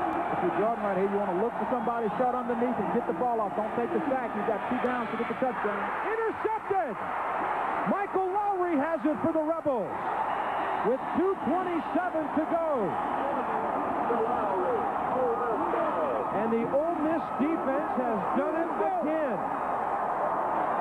Well, Bob, that's the one thing he could not do was throw the interception. Of everything he could have done, interception was the worst. And he just sits back and watches the secondary. They're going to take away the touchdown. They won't give you that up. He tries to go inside to his tight end. He just threw it right into heavy coverage. You have 2 defenders there. Watching from behind the defense here. There's the blitz. He picked up, and he tries to force the ball into the tight end, right into the hands of the defender. Interception. And that was the worst thing that could have happened to this Mississippi State team. Michael Lowry, his 2nd interception of the year. 2:23 and counting to go. The Bulldogs will have to spend another timeout or 2 right here. Marvin Courtney on that carry. 10 turnovers in the game today. None of them bigger than that as the Rebels stall the Bulldog drive. I'll tell you, for Ole Miss, what they want to do is get in and out of huddle because you want to get the ball to number 30. Give Philpott a chance to get those other yards to get over that 1,000-yard mark. Jackie Sherrill needs this play to run, then he'll stop it. Fumble! And the Bulldogs have it! Ball picked up by Frankie Luster.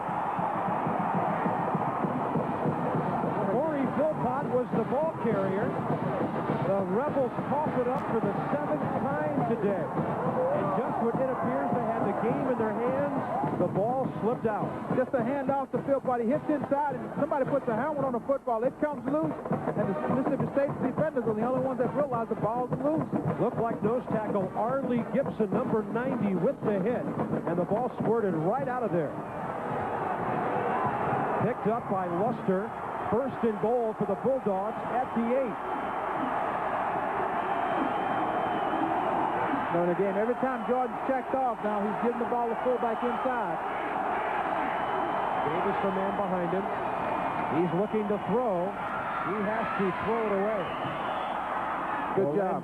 Truitt, the intended receiver, but the only thing he was thinking about was getting it out of the end zone.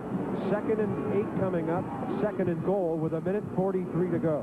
Good job. You see the receivers come off the line of scrimmage here. Once the inside receiver goes out, he has a step on the defender, but Jordan can't quite throw it there. What he wants to do is throw that ball for the little flag, little pylon you see on the ground out there. Greg Plunk dying to get back in with a hurt left shoulder, probably some sore ribs on that right side. Greg Plunk will put a lot of pressure on the defense with his running ability at quarterback. 2nd and goal.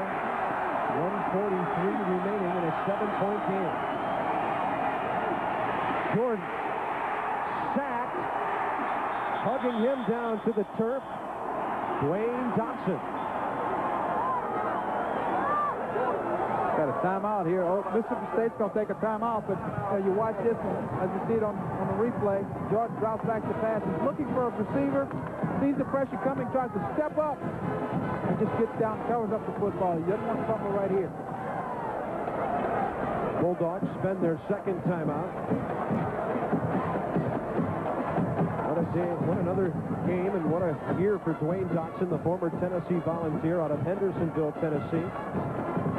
In fact, a couple of years ago, when he was a middle linebacker for the Vols, he had a touchdown for an interception against Vanderbilt and then had an INT against Ole Miss that prevented the Rebels from winning the SEC title. Now he's wearing the red, white, and blue of Ole Miss. Third down and goal coming up from the 11 as Todd Jordan, normally the punter, third-string quarterback, tries to get them into the end zone. Well, the thing Jordan has to do is 3rd and 11. He's got 2 shots at it now, so just don't force anything, and not, you don't want to throw an interception here. They're only 4 out of 14 on 3rd down today. Here comes the blitz. Jordan lets it go. End zone. Incomplete. Intended for the tight end, Kurt Clinton, with a last-ditch throw. And now the Bulldog chances come down to a 4th and goal from the 11.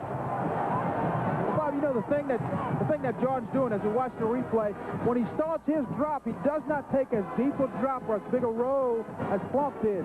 If he did that, that'll give him a chance to get away from some of the trash in front of him and throw the football. He's not dropping as deep as he needs to, and he's not quite rolling out of that to get away from that inside rush. 9 of 14 on 4th down this year are the Bulldogs. This is not your normal 4th down play. Jordan, ball is tipped. There are flags in the end zone. Orlando Truitt being guarded by Tony Collier, and it appears to be pass interference.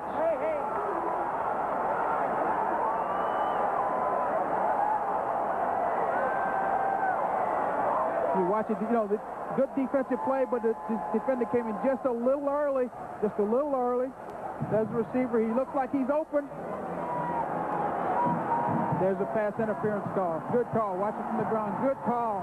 Good call. That makes a first down at the 2-yard line, Mississippi State. And I tell you, now you can do almost anything. You've got plenty of time.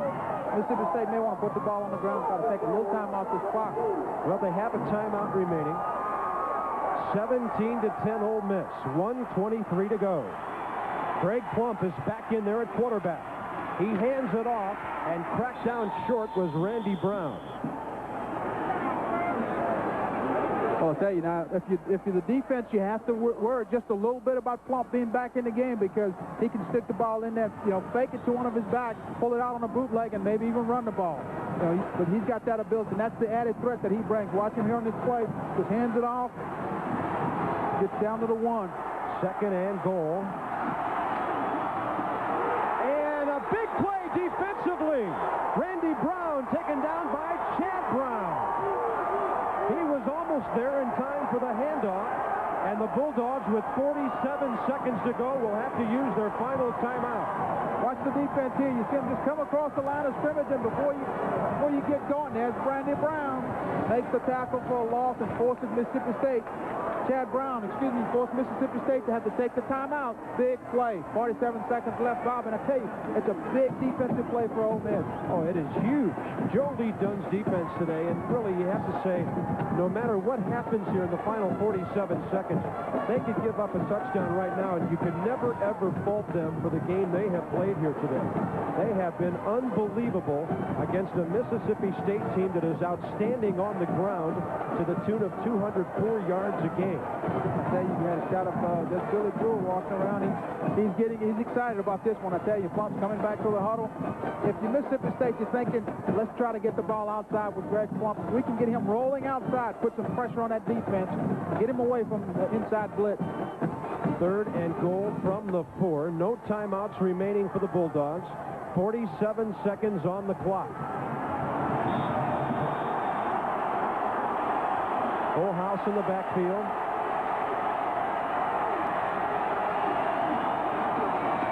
to the bootleg. At the 5, maybe the 6-yard line, they take him down for a loss. 40 seconds to go. Johnny Dixon got there. And it'll be 4th and goal. So here's the problem on the field, Bob. The official's making a mistake here. He's giving the ball to Ole Miss, but in doing so, he stopped the clock. Yeah, that gave him at least an extra 15 seconds or so. 4th down coming up.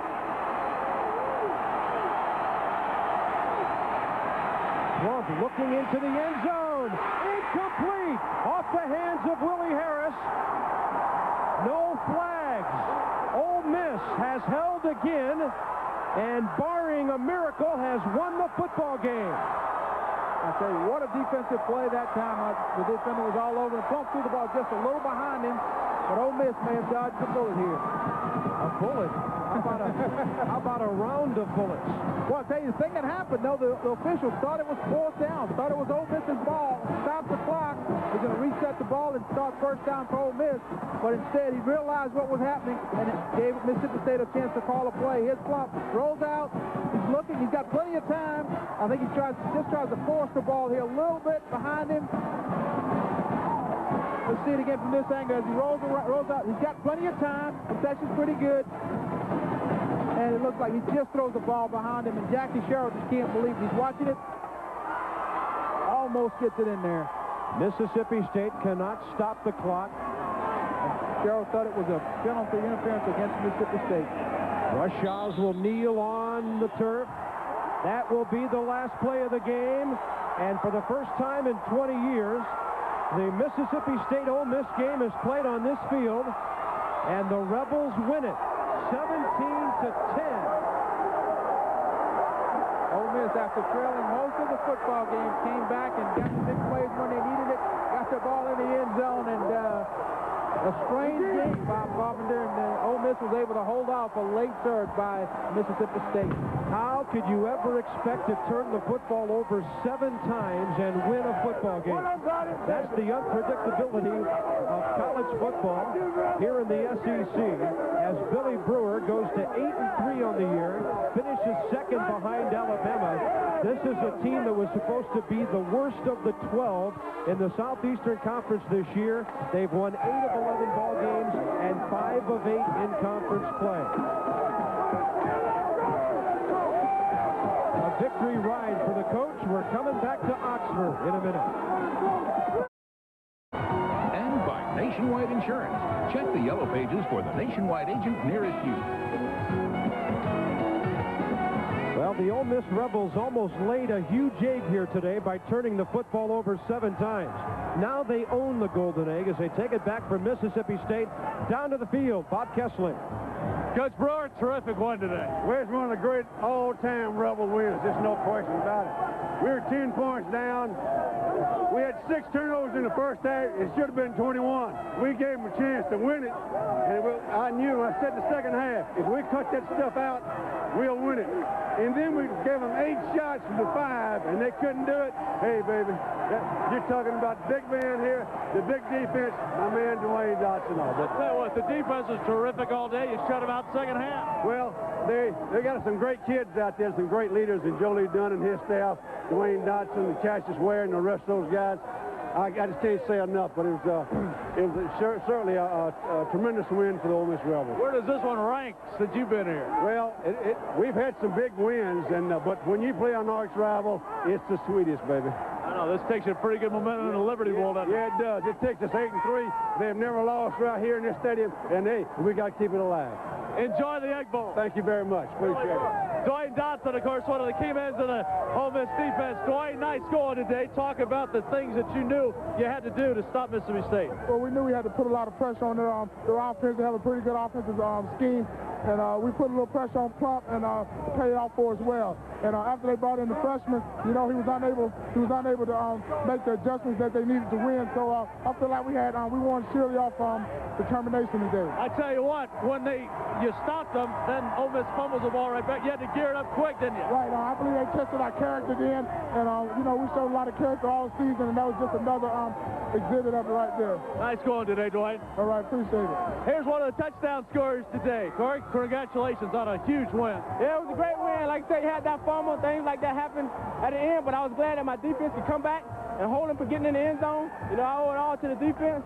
You know, I was 6 yards from breaking 1,000, but hey, you know, we won. Hey, that's the bottom line, Ole Miss. Talk about the fumble. They just put a helmet on the ball? Well, when I was falling down, they just kind of reached their hand in and pulled the ball out. And I realized as I was on the ground that it had already came out. I thought that the ref was going to call it on the ground, but, you know, they gave it to them. So, you know, that's something that happened to them, but I was glad the defense came alive for us. You were the biggest cheerleader for the defense, weren't you, in the last stand? I was sitting over there with my hands crossed and everything. I was just telling them, get it up, guys, let's go. We had to have it, and that's what they did. They came through. Well, you had a terrific year, and I guess this really caps it off. Yeah, this caps it off. I mean, I ended up with 100 yards against them, but hey, you know, it's great to play for Ole Miss, and hey, let's do it next year and let them go all the way next year. Rebels. Very nice going today. Thank you. Hey, this Russ Childs, Ole Miss quarterback. Russ, pretty good way to go out at home, huh? Yeah, it feels great being in front of your home crowd and beat Mississippi State. So this is what you play for. This is what we play for every year, and it feels great to win in front of your home crowd. Well, you've had so many ups and downs in your career, and I guess this is a way to go out on a high note? Yes, this is, you know, I couldn't feel any better than this right now. My senior year, you know, you beat Mississippi State at home, and, you know, you can't ask for anything more than that. Russ, talk about when you in the locker room at halftime. I mean, you'd moved the ball, just mistakes had stopped you. Would it just soul-searching at halftime? Yeah, you know, we made a lot of mistakes. Had 6 turnovers, I think, the first half, and we came out and we didn't change the thing up because we were moving the ball, we were just killing ourselves, and we came out and put our heads on right and stuck in the end zone.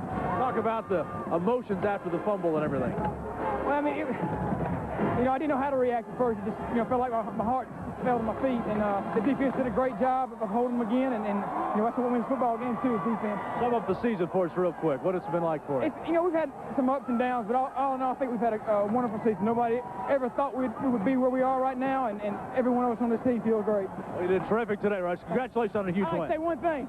Mule lift, mule lift, mule lift. They're going to party big time in Oxford tonight after winning the Egg Bowl. It has already started right here at Vaught Hemingway Field. A great win today for the Rebels of Ole Miss. We've got our Jefferson Pilot Sports Players of the Game today to look at. Charlie Davidson was a big man on defense for the Bulldogs. 6 tackles. He had an INT and a fumble recovery, but that happened early. Corey Philpott of Ole Miss went over 100 yards today. Didn't reach 1,000 for the season. He scored a touchdown, but really along with that, Greg Bowser, the players of the game for Ole Miss today have to be probably every member of that defense. Maybe we'll talk more about that when we come back as Ole Miss caps off a great regular season.